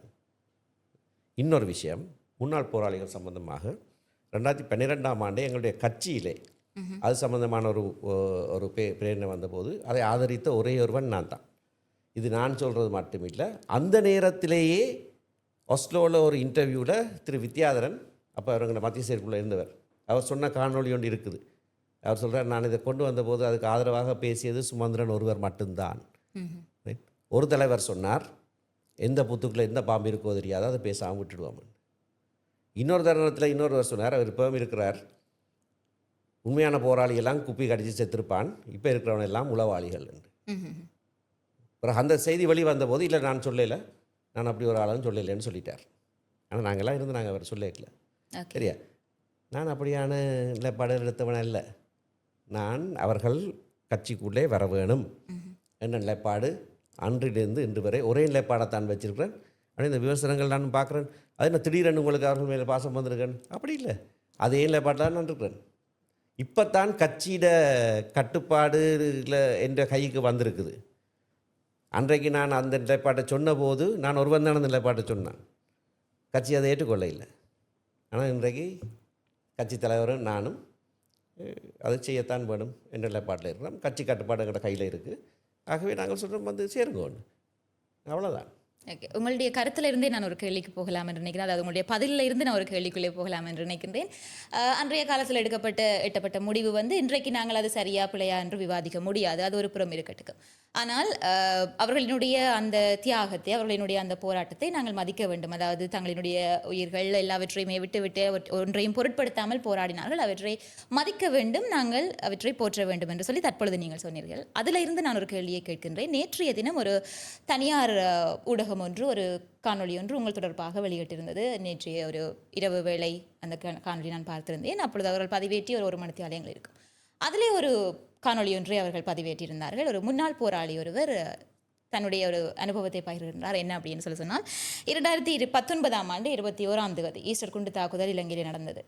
அதன் பொழுது திருகோணமலையை சேர்ந்த முன்னாள் போராளி அவருக்கு வந்து பயங்கரவாத தடுப்பு பிரிவில் இருந்து அவருக்கான ஒரு கடிதம் வருகின்றது. அவருக்கும் அவருடைய ஒரு சில போராளிகள் நண்பர்களுக்கும் வந்து கடிதம் வருகின்றது விசாரணைக்காக, கொழும்பு பயங்கரவாத தடுப்பு பிரிவுக்கு வரும்படியாக. வெறுமனே அந்த ஒரு விடயத்துக்காக மட்டுமல்லாமல் இதே போன்று பல தடவைகள் தங்களுக்கு விசாரணைக்காக அங்கே வரும்படியாக அப்படி கடிதங்கள் வருவதாகவும், ஆனால் தாங்கள் பின்தங்கிய அப்படி ஒரு கிராமத்தில் இருந்து அடிக்கடி கொழும்பு போய் வருவது என்றது எங்களுக்கு கடினமாக இருக்கின்றது. ஆகவே அந்தந்த மாவட்டங்களில் இருக்கக்கூடிய பயங்கரவாத தடுப்பு பிரிவு அலுவலகங்களில் விசாரணைகளை எங்களுக்கு ஏற்படுத்தி தாருங்கள், நாங்கள் விசாரணைக்கு செல்கின்றோம் என்பது வந்து அவர்களினுடைய ஒரு வேண்டுகோளாக இருந்தது. அன்றைய தினம் ஒரு பாராளுமன்ற உறுப்பினர்களிடம் அவர் அதை கேட்டிருந்தார்களாம். ஆனால் அதற்கு அவர்கள் தாங்கள் முடிவெடுக்கின்றோம் என்று சொல்லி இன்று வரைக்கும் அதற்கான தீர்வுகள் தங்களுக்கு எட்டப்படவில்லை என்று சொல்லியிருந்தார். அந்த பாராளுமன்ற உறுப்பினர் யார் இவர் என்றது வந்து சொல்லவில்லை. ஆனால் அதிலே அவர் உங்களுடைய பெயர் குறிப்பிட்டிருக்கிறார் அப்படின்னு சொன்னால் அதன் பின்னராக உங்களை தொலைபேசி அழைப்பெடுத்து உங்களிடம் கேட்டதாகவும் அது பற்றி கேட்ட சமயத்தில் நீங்கள் வந்து காட்டமான ஒரு பதிலை சொல்லியிருந்தீர்கள் அப்படின்னு சொல்லி நீங்கள் தற்பொழுது சொல்லுகின்றீர்கள் இல்லையா, போராளிகளை வந்து நாங்கள் மதிக்க வேண்டும், அதை போற்ற வேண்டும் அப்படின்னு சொல்லி. ஆனால் அன்று அந்த போராளி உங்களிடம் தொலைபேசி அழைப்பெடுத்து கேட்ட பொழுது நீங்கள் ஒரு காட்டமான பதிலை சொன்னீர்கள் அப்படின்னு சொல்லியும், அதாவது முன்னாள் போராளிகள் தொடர்பாக நாங்கள் எந்த விதமான அக்கறையும் காட்ட மாட்டோம், அது தொடர்பாக எங்களுடன் பேச வேண்டாம் அப்படி என்று சொல்லி நீங்கள் சொல்லியதாக அந்த ஒரு பதிவு இருக்கின்றது. இது நேற்றைய தினம் இந்த காணொலியை பதிவேற்றிருக்கின்றார்கள். வேண்டுமென்றால் நான் அந்த காணொலியை உங்களுக்காக போட்டு காட்டலாம். இதனை நீங்கள் சொல்லி இருந்தீர்களா? அப்படி ஏதாவது ஒரு அளவும் நடந்தது கிடையாதுன்னு நான் திட்டவட்டமாக சொல்லலாம். என்றால் நான் கடைசி வரைக்கும் அப்படியான ஒரு பதில் ஒருவருக்கும் கொடுத்தது கிடையாது. இது இப்படியான தொலைபேசி அழைப்புகள் எனக்கு ஏராளமாக வரும். ஒரு வாரத்தில் ஒரு 3-4 அழைப்பாவது வரும். நான் அப்படியான விடயங்களில் அவர்களுடைய விஷயத்தை கேட்டு அவர்கள் போய் எப்படியாக அதை அணுக வேண்டும் என்று அவர்களுக்கு ஆலோசனை சொல்லியிருக்கிறேனே தவிர இப்படியாக நான் ஒருவருக்கும் நான் சொன்னது கிடையாது. யாராவது என்னன்னு சொல்லலாம். ஆனால் எனக்கு தெரியும், அன்றைக்கு கூட கிளிநொச்சியில் நடந்த கூட்டத்தில் என்றால் அந்த காணொலியையும் அவர்கள் அப்படியே போட்டிருக்கிறார்கள். அது யாரும் போடலாம், என்ன இவர் இப்படி சொன்னார் அப்படி சொன்னார்ன்னு சொல்லி. அன்றைக்கு கிளிநொச்சியில் நடந்த கூட்டத்தில் கூட ஒருவர் அதுக்கென்று தயாராக வந்திருந்தார். தன்னுடைய ஃபோனில் எல்லாம் எழுதி வச்சிருந்து வாசித்து கேட்டார். காணொலி பார்த்திருந்தேன். அவர் எனக்கு சொன்னார், 2012ஆம் ஆண்டு நீங்கள் சிறைச்சாலைக்கு வந்திருந்தீங்கள், வந்திருந்த போது நீங்களே உங்களை பார்த்துக்கொள்ளுங்கோ என்று இந்த மாதிரி தான் ஏதோ நீங்கள் பதில் சொன்னீங்கள் என்றெல்லாம் எனக்கு சொன்னார். அப்போ நான் பிறகு அவரோட உரையாடுகிற போது நான் கேட்டேன், எத்தனை தடவை உங்களை சந்திப்பேன்? ஒரு 5 தடவைகள் வந்து சந்திச்சிருப்பீங்கள். தனியாக வந்து நீங்கள், அமைச்சருடைய வந்து நீங்கள், விக்னேஸ்வரனோட வந்து நீங்கள், சாயந்தனோட வந்து நீங்கள், விநாயகமூர்த்தியோட வந்து எல்லாம் நிறைய கதைகள் சொன்னார். ஆனால் பிறகு அந்த குற்றச்சாட்டு சொல்ல இல்லை. பிறகு இல்லை எங்களெல்லாம் விடுவிக்கிறாங்க, நீங்கள் தான் உதவி செய்து நீங்கள்ன்றதை நான் ஏற்றுக்கொள்கிறேன்றதையும் சொன்னார். நான் கேட்டேன், ஒரே தடவையில் 217 பேர் விடுவிக்கப்படுறதுக்கு யார் காரணமாக இருந்தேன். அப்போ இன்னொரு போராளி முன்னால் இருந்தவர் எழுப்பி சொன்னார், ஐயா சுமந்திரன் ஐயா நீங்கள் தான் அதுக்கான வேலை செய்ய. நான் அவர்கிட்ட கேட்டான், எங்களுக்கு 16 பாராளுமன்ற உறுப்பினர்கள் இருந்தவர்கள் அந்த காலத்தில். யாராவது ஒருவர், நான் எங்கள்ட கட்சியில் மெட்டாக்களை பற்றி குறை சொல்லலை, ஆனால் வேறு யாராவது ஒருவர் உங்களுடைய விடுவிப்பு சம்பந்தமாக உங்களோடு ஈடுபட்டவர்களா அவரே சொல்கிறார், குற்றஞ்சாட்டுவரே சொல்கிறார், இல்லை நீங்கள் மட்டும்தான் அதை செய்தீங்க. அப்போ நான் அவர்கிட்ட திருப்பி கேட்டேன், அதில் செய்தால்கிட்ட தான் நீங்கள் வந்து திருப்பியும் கேள்வியும் கேட்குறீங்க. அதில் ஒரு ஈடுபாடு இல்லாமல் இருந்தவர்கள் பற்றி ஒரு விமர்சனமும் கிடையாது. அவர் அப்படியாக வேறு ஏதோ நிகழ்ச்சிகளில் தான் கேள்வி கேட்டவர். ஏனென்றால் அரசியல் தலைவர்கள் சம்பந்தமாகவும் கேள்வி கேட்டார். அப்போ சாயந்தரம் எழுப்பி அவர்கிட்ட சாயந்தரம் அவர்கிட்ட சொன்னார், யாராவது எழுதி கொடுக்குறத கொண்டு வந்து நீங்கள் கேட்குறீங்க, குறைஞ்சது அவர்களை காட்டி கொடுக்காமல் இருக்க வேணுமே, நீங்களே அவர்களை காட்டி கொடுக்குறீங்கள், ஏன் ஸ்ரீதரனை பற்றி கேள்வி கேட்குறீங்கள், ஏன் விக்னேஸ்வரனை பற்றி கேள்வி கேட்குறீங்கள், அப்படி செய்தால் நீங்கள் அவையில் காட்டி கொடுக்குறதா இருக்கே, அவையில் சொல்லி கொடுத்தது தானே வந்து நீங்கள் கேட்குறீங்கன்னு சொன்ன உடனே மெதுவாக அதில் பின்னால் ஒரு ஸ்க்ரீன் இருந்தது, மெதுவாக அந்த ஸ்க்ரீனுக்காக வலிக்கிட்டு வெளியில் போய் மிச்ச பதிலையும் கேட்காமல் வெளியால் போய் ஓடி போயிட்டார். வெளியால் சரியா ஓடி போயிட்டார். அப்போ அது யாரோ சொல்லி வந்து கேட்டு, ஆனால் அவருக்கு தெரியும், ஏன்னா நான் நேரடியாக அவர்கிட்ட கேட்குற போது அவர் சிரிச்சு கொண்டு சொல்கிறார், இல்லை ஐயா நீங்கள் தான் வந்தீங்க, நீங்கள் எல்லாம் செஞ்சுனீங்கன்னு சொல்கிறார். ஆனால் யாரோ விட்டு வந்து எடுக்கிறது. அப்போ அப்படி காணொலிகள் வரும். எந்த போராளிக்கும் நான் எப்போவுமே போராளி மட்டும் இல்லை, இன்றைக்கு பயங்கரவாத தடுப்பு சட்டத்துக்கு கீழே விசாரணைக்கு வரும்படியாக அழைக்கப்பட்டிருக்கிறோம் என்று நேற்று முந்தின நாள் கூட யாரோ ஒரு ஒரு யூடியூபர் தான் திருவண்ணாமலையோ அங்கே கிழக்கு மாநிலத்திலேருந்து எனக்கு ஃபோன் பண்ணி கேட்டவ, ஒரு பெண் பிள்ளை கொழும்புக்கு வர சொல்லியிருக்கு, நாங்கள் போகிறது பாதுகாப்பா ஐயா ன்னு சொல்லி கேட்டால் நான் சொன்னேன், இப்போ நிறைய பேருக்கு அவர்கள் நான் அவர்கிட்ட கேட்டால் உங்களுக்கு பணம் வந்திருக்கு அவங்களோட அக்கௌண்ட்டுக்கு, அவர் சொன்னால் வந்திருக்கு வழியிலேருந்து. ஆனால் அது சம்பந்தமாகத்தான் அவர் எனக்கு தெரிஞ்ச அளவில் அது சம்பந்தமாக தான் அவையில் விசாரிக்கணும். ஆனபடியாக நீங்கள் போய் அதுக்கான விளக்கத்தை சொல்லிட்டு வாங்கோ. இதுகால வரைக்கும் எவரும் கைது செய்யப்பட்டதாக எனக்கு தெரியாது. அப்போது சட்டத்தரணியோட போகிறேன்னு சட்டத்தரணியோட போகிறது நல்லதல்ல. இந்த சட்டத்தரணியோட போனால் அவர்களுக்கும் சில பல சந்தேகங்கள் வரும். ஆனபடியாக உங்களோட பக்கத்தில் ஒரு பிரச்சனையும் இல்லைன்னு சொன்னால் நீங்கள் போய் அப்படியான ஆலோசனை தான் நான் 4 கொடுத்து கொண்டிருக்கிறேன்.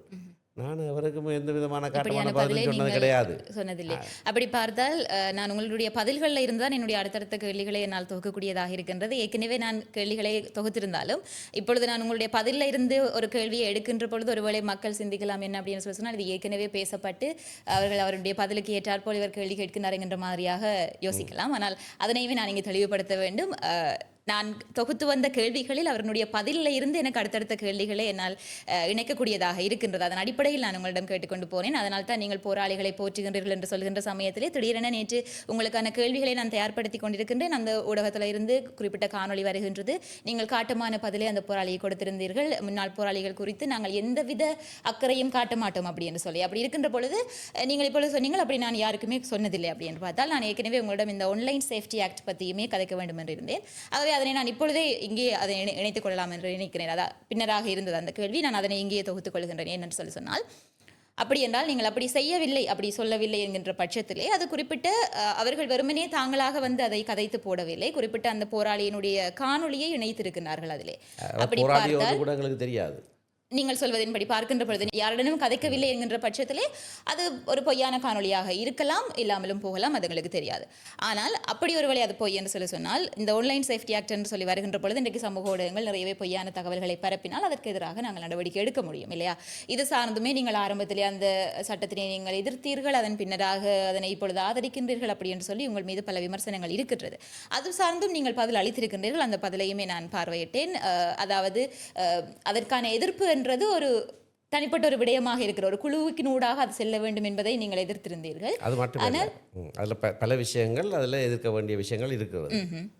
அதனை நீங்கள் குறிப்பிட்டு சொல்லியிருந்தீர்கள். ஆகவே அதிலே வந்து அது அந்த கேள்விக்கான முழு விளக்கமும் இருக்கின்றது. ஆகவே மீண்டுமாக அந்த விளக்கம் நீங்கள் கொடுக்க வேண்டிய அவசியம் கிடையாது இந்த காணொலியிலையும். ஆனால் அதில் ஒரு விஷயத்தை சொல்ல வேண்டும். ஒரு சட்டத்தரணி ஒருவர் இது சம்பந்தமாக சட்டம் தவறு என்று சொல்லுகிறார், ஆனால் அந்த சட்டத்தை பாவிக்கலாம் என்று அப்படி அவர் சொல்லலாம் என்று கேட்டதுக்கு யாரோ ஒருவர் சட்டத்தரணி இல்லாத ஒருவர் ஒரு குறிப்பொன்று எழுதியிருந்தார். எனக்கு அது நன்றாக பிடித்திருந்தது. இந்த அரசியலமைப்பு சட்டம் நாங்கள் ஏற்றுக்கொள்ளாத உண்டு, இந்த அரசியலமைப்பு சட்டம் கூடாது, இது மாற்றப்பட வேணும் என்று சொல்லுகிற நீங்களே இந்த அரசியலமைப்பு சட்டத்துக்குள்ள அடிப்படை மனித உரிமை வழக்குகள் நிறைய தாக்கல் செய்திருக்கிறீர்கள் தானே என்று. உண்மை.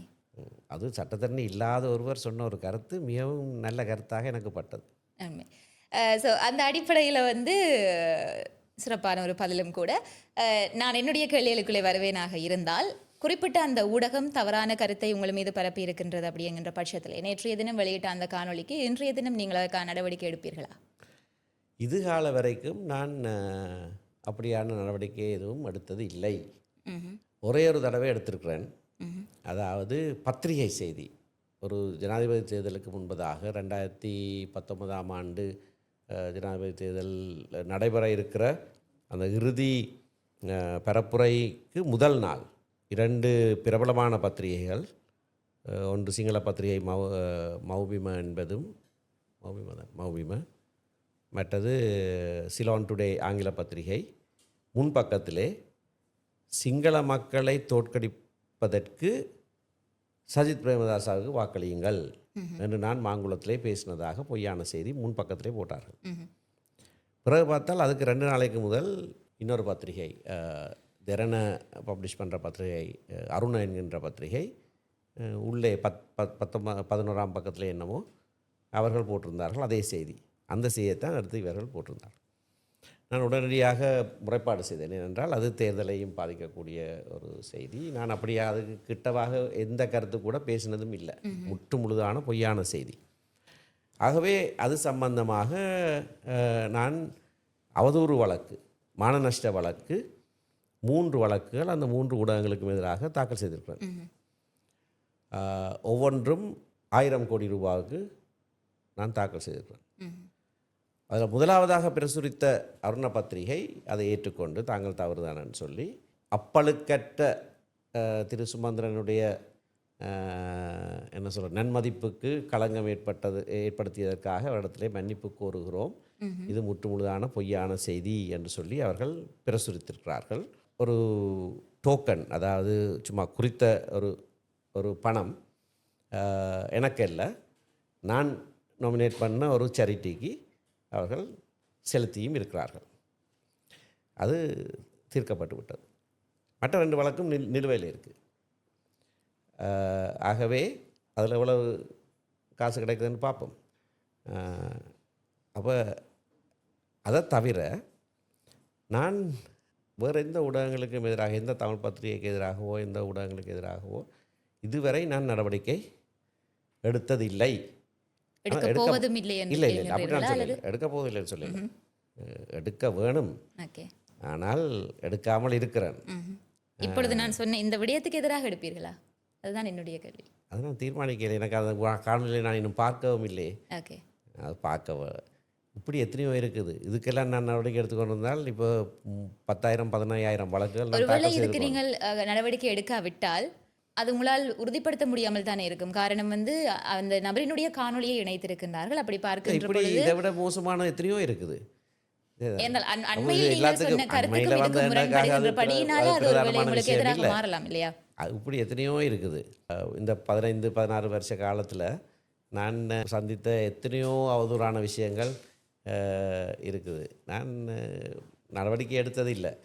ஏனென்று சொன்னால் ஒரு விதத்தில் பொது வாழ்க்கையில் வந்தால் இப்படியாக சில சில விடயங்கள் நாங்கள் முகம் கொடுக்கத்தான் வேணும் என்றது. ஆனால் உருப்படியான அரசியல் கருத்துக்கு விமர்சனம் செய்வது என்பது வேறு, பொய்யாக வேண்டுமென்றே புனைந்து செய்வது வேறு. இப்போ நான் நேற்று முந்தின நாள் பார்த்தேன், இந்த A7 டிவி என்று சொல்லி ஒரு டிவி, அது நல்ல எடிட் பண்ணி, அதாவது இந்த ஆன்லைன் சேஃப்டி, நீங்கள் கேட்ட கேள்வி ஆன்லைன் சேஃப்டி ஆக்டை பற்றி பாராளுமன்றத்தில் நான் பேசி எல்லாம் முடிந்த பிறகு அடுத்த மாதம் பிப்ரவரி மாதம் யாழ்ப்பாணத்தில் நான் இது மிக மோசமான சட்டம் என்று சொல்லி முழுவதையும் போடல, அந்த ஒரு துண்டை மட்டும் எடுத்து போட்டுட்டு பிறகு முந்தின நாள் அதுக்கு முதல் நாள் கல்முனையில் வச்சு நான் சொன்ன கருத்தை அதுலேயும் ஒரு துண்டை மட்டும் வெட்டி போட்டு முரண்பாடான கருத்து என்று போட்டால் யார் முட்டாளன்னு எனக்கு விளங்கலை. மக்களை முட்டாளாக்குன்னு நச்சுக்கொண்டு தங்கட முட்டாள்தனத்தை வெளிப்படுத்துகிற இந்த A7 டிவி போன்ற ஆக்களுக்கு சில வேளை நடவடிக்கை எடுக்க வேண்டி தான் வரும்.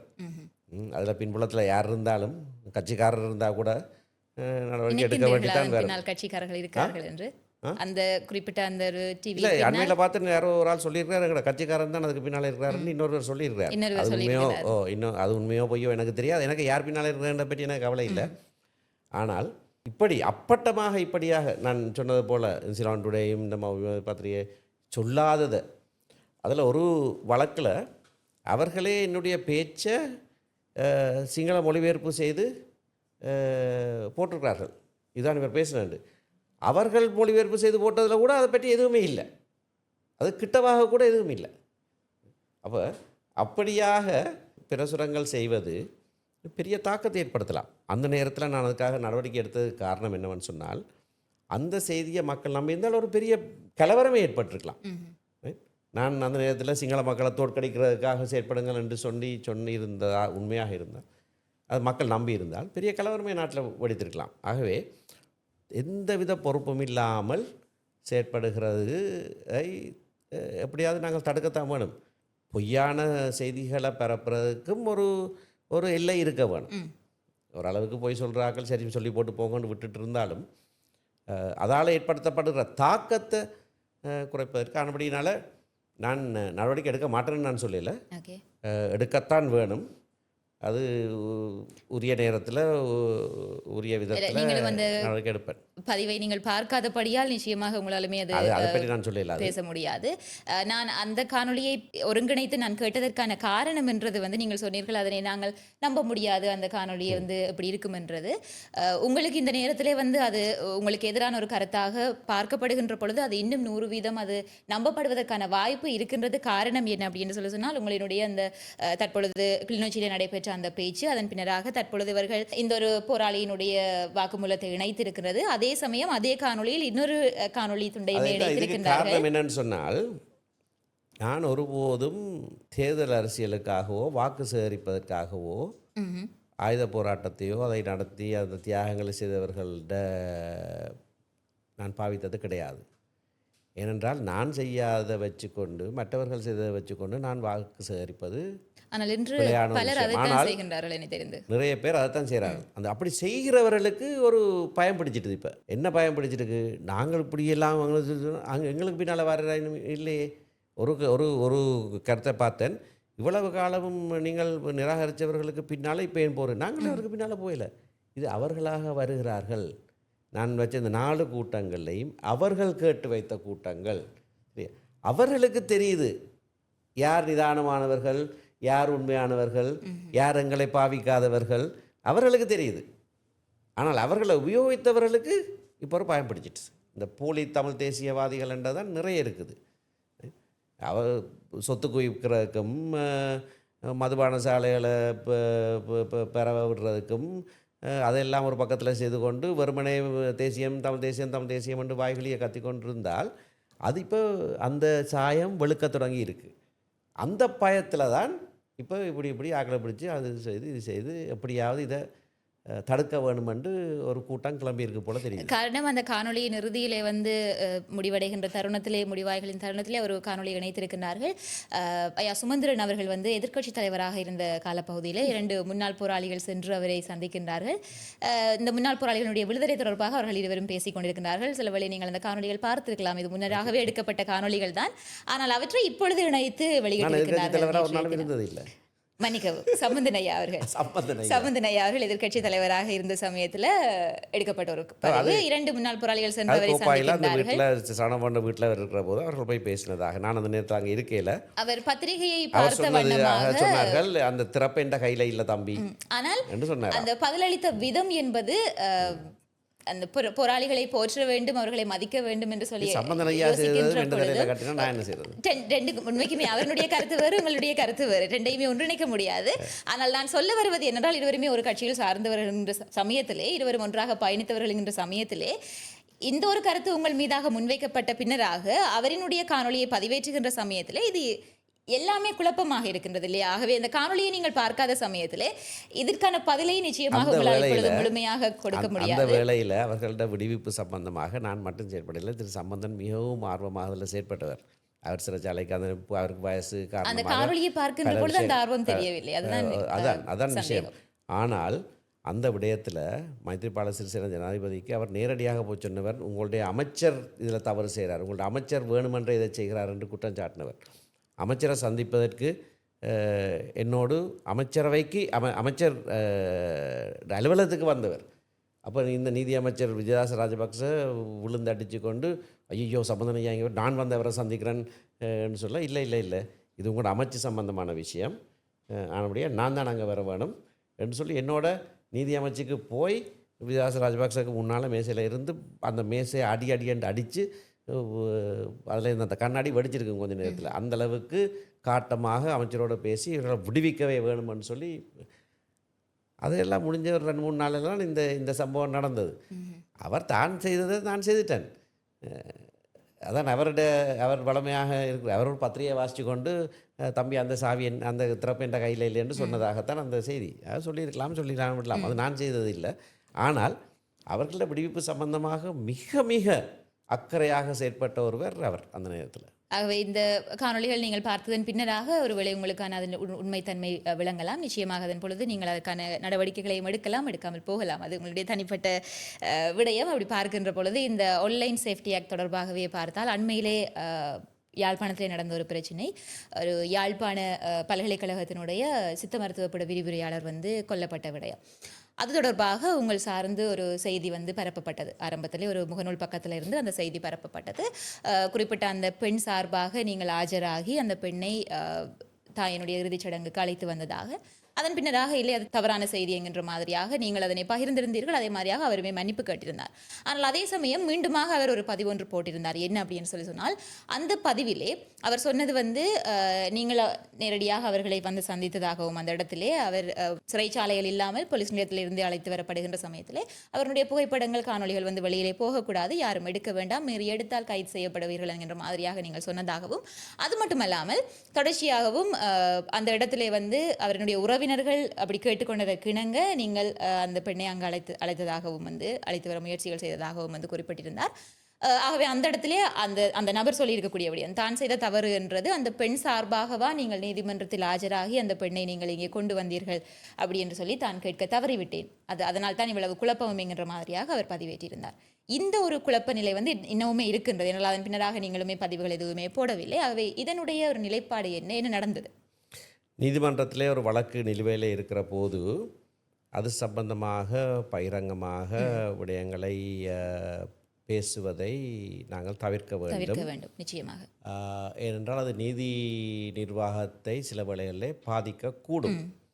ஆகையினாலே நான் வளமையாக அது சம்பந்தமாக கூடுதலாக பேசுவதில்லை. ஆனால் இந்த விஷயத்தில் சில விளக்கங்களை நான் சொல்கிறதுக்கான காரணமும் ஏற்கனவே பொது வழியில் பகிரப்படுகிற பல விடயங்கள் நீதி நிர்வாகத்தை பாதிக்கிறதா இருக்குது, பொய்யான தகவல்கள். ஆகவே அதை சீர் செய்ய வேண்டிய ஒரு தேவையும் இருக்குது.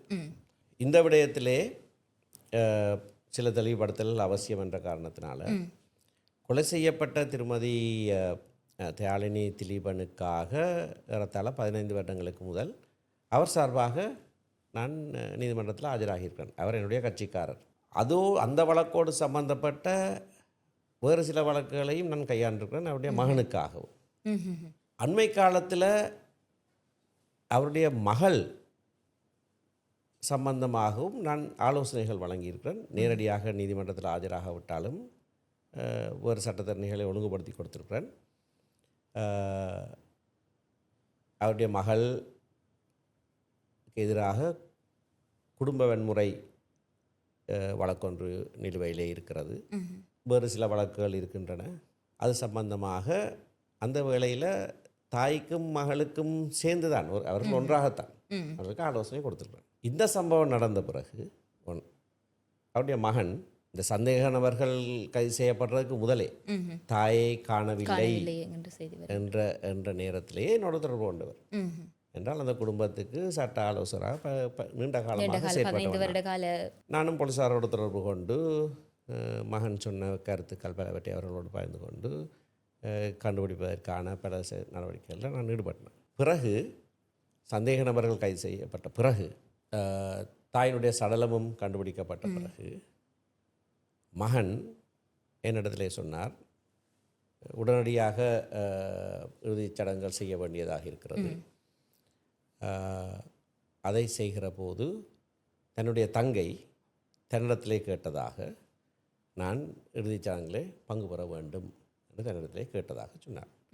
அதைத்தான் போலீஸாருக்கும் சொல்லியிருப்பதாக சொன்னார். அதை ஒருக்கா செய்துதாங்க ஒன்று என்னிடத்திலையும் கேட்டார்.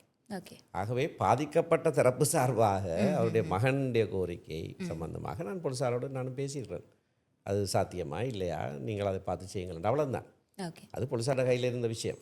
அது நான் முடிவெடுக்கவும் இல்லை, நீதிமன்றத்தில் அதுக்கான கோரிக்கை வைக்கவும் இல்லை, எதுவுமே நடக்க இல்லை. போலீஸார் தாங்கள் சில நடவடிக்கைகள் எடுத்தார்கள். பாதிக்கப்பட்ட தரப்பு சார்பாகத்தான் நான் நீதிமன்றத்தில் ஆஜரானேன் அன்றைக்கு. சந்தேக நபர்களுக்காக 2 சந்தேக நபர்களுக்காகவும் அவரும் ஆஜராகவில்லை. அது எழுதப்பட்டிருக்கு, தெளிவாக எழுதப்பட்டிருக்கு. பாதிக்கப்பட்ட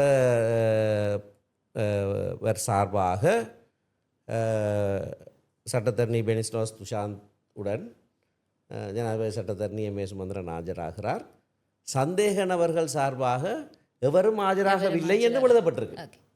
இன்னும் தெளிவுபடுத்தினால் தாய் சார்பாக நீங்கள் இருக்கின்றீர்கள், ஆனால் மகள் சார்பாக மகளோ மருமகன் சார்பாகவோ எவரும் ஆஜராகவில்லை என்று எழுதப்பட்டிருக்கு. அந்த நேரத்தில் நீதிமன்றத்தில், திறந்த நீதிமன்றத்தில் நடந்தது. எந்த உதவியாளரும் நீதிமன்றத்தில் இருக்கையில்.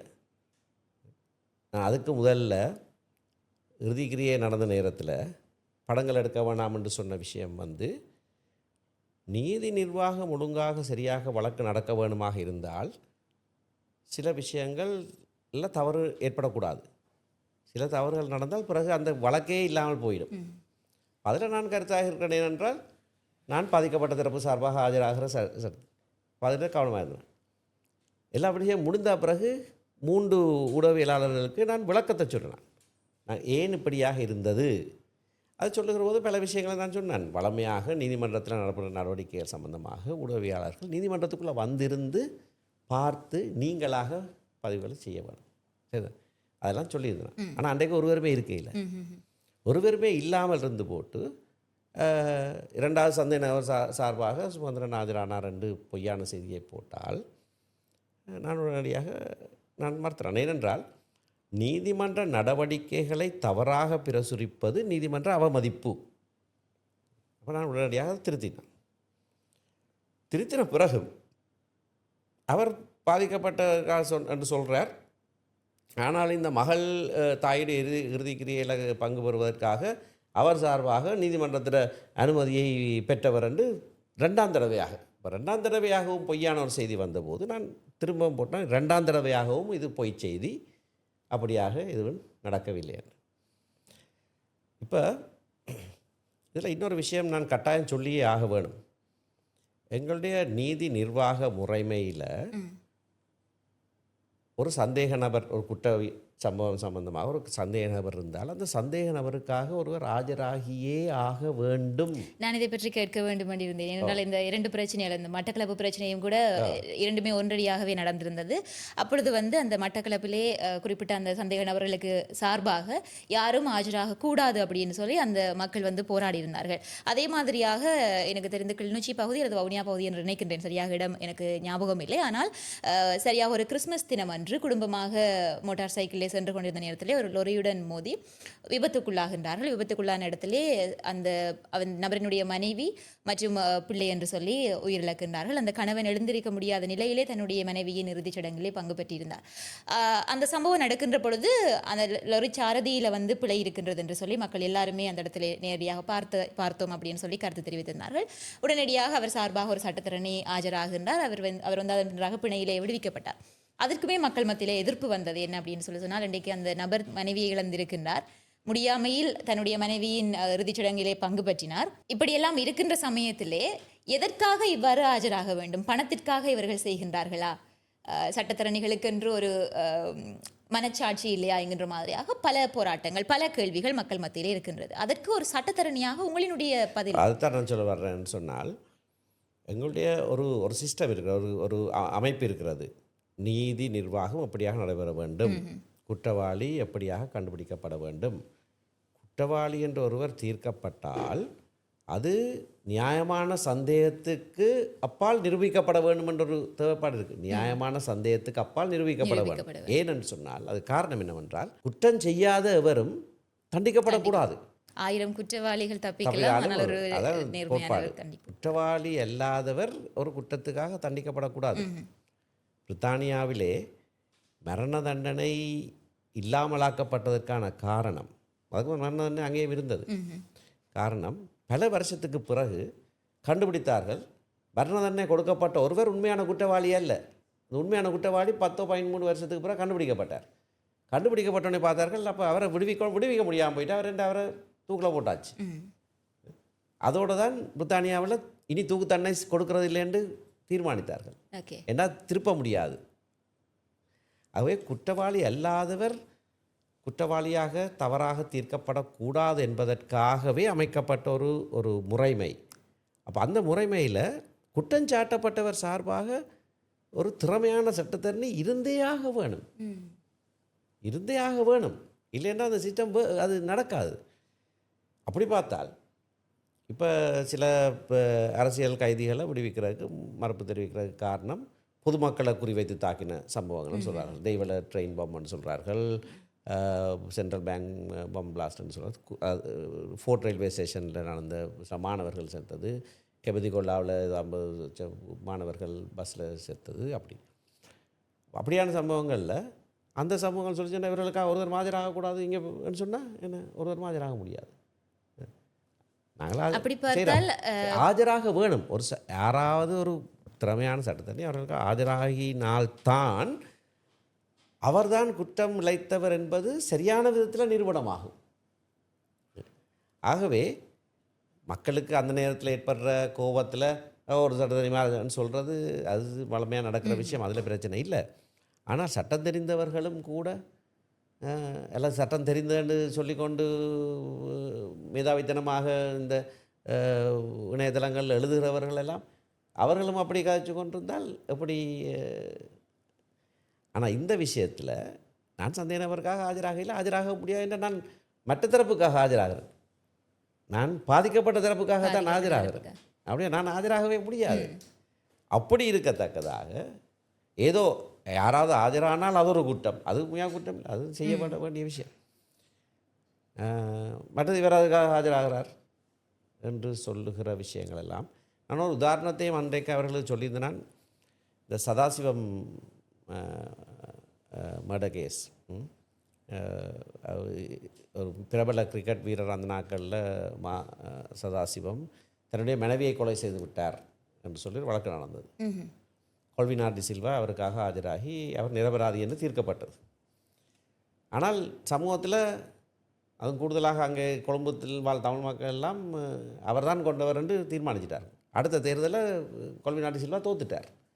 ஏன்னா சதாசிவத்தை விடுவிச்சு விட்டுட்டார். ஆனால் அந்த வழக்கு படிக்கிறார்கள் எல்லாருக்குமே தெரியும் சதாசிவம் அந்த கொலையை செய்ய இல்லை. அரசாங்கம் கொடுத்தது அவருடைய மனைவி கட்டில் படுத்துருக்கிற போது கழுத்தை நெரித்தார். ஆனால் நீதிமன்றத்தில் தெளிவாக காட்டப்பட்டது அவர் நின்று கொண்டிருந்த போது, அது அறையில் இல்லை, கீழே கராஜில் என்றால் ஒரு ஆணி ஒன்று தலையில் அந்த உயரத்தில் அவரிடத்தை மாக்கி இருந்தது. வேறு சில சாட்சியங்களும் இருந்தது. நின்று கொண்டிருந்த போது அவருடைய வேலைக்காரனாக இருந்த வில்லியம் என்றவர் தான் அந்த கொலையை செய்தது இப்போ எல்லாருக்கும் தெரியும். ஆனால் அவருக்காக ஒருவர் ஆஜராகக்கூடாது என்றால் சதாசிவ மண்டையை தூக்கில் போடப்பட்டிருப்பார், பிழையான ஒருவர். அப்போ ஒரு திறமையான சட்டத்தரணி ஆஜரானபடியால் தான் பொய்யாக குற்றஞ்சாட்டப்பட்ட ஒருவர் விடுவிக்கப்பட்டவர். அது ஒரு உதாரணம். அவர் இப்போ தேர்தலில் தோற்றது அது வேறு விஷயம், அது நடக்குது. ஆனால் நீதி நிர்வாகம் சரியாக நடக்க வேணுமாக இருந்தால் குற்றஞ்சாட்டப்பட்டவர்களுக்கு சார்பாக சட்டத்தரணிகள் ஆஜராவது அவர்களுடைய கடமை, மறுக்கக்கூடாது. ஆனால் அது இந்த விஷயத்தில் அதுக்கும் இதுக்கும் தொடர்பு இல்லை. நான் குற்றஞ்சாட்டப்பட்டவர்களுக்கான ஆஜராகவே இல்லை. என்னுடைய விஷயம் என்னவாக இருக்கும், இதில் சரியானவர்கள் கண்டுபிடிக்கப்பட்டு சரியான விதத்தில் அது நிரூபிக்கப்பட வேணும் என்பதற்காகத்தான் நான் வேலை செய்வேன்.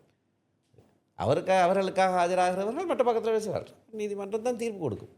தீர்ப்பு கொடுக்குறது நீதிமன்றமாக தான் இருக்க வேண்டுமே தவிர இந்த ஊடக போராளிகள் அல்ல. சரியான முறையில் தீர்க்கப்பட வேணும்.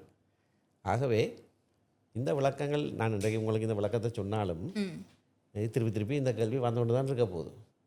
அது விளங்காமல் செய்கிறது மெல்ல ஏதாவது சொல்ல வேணுமென்றதுக்காக சொல்லி கொண்டிருக்கிற கருத்துக்கள்.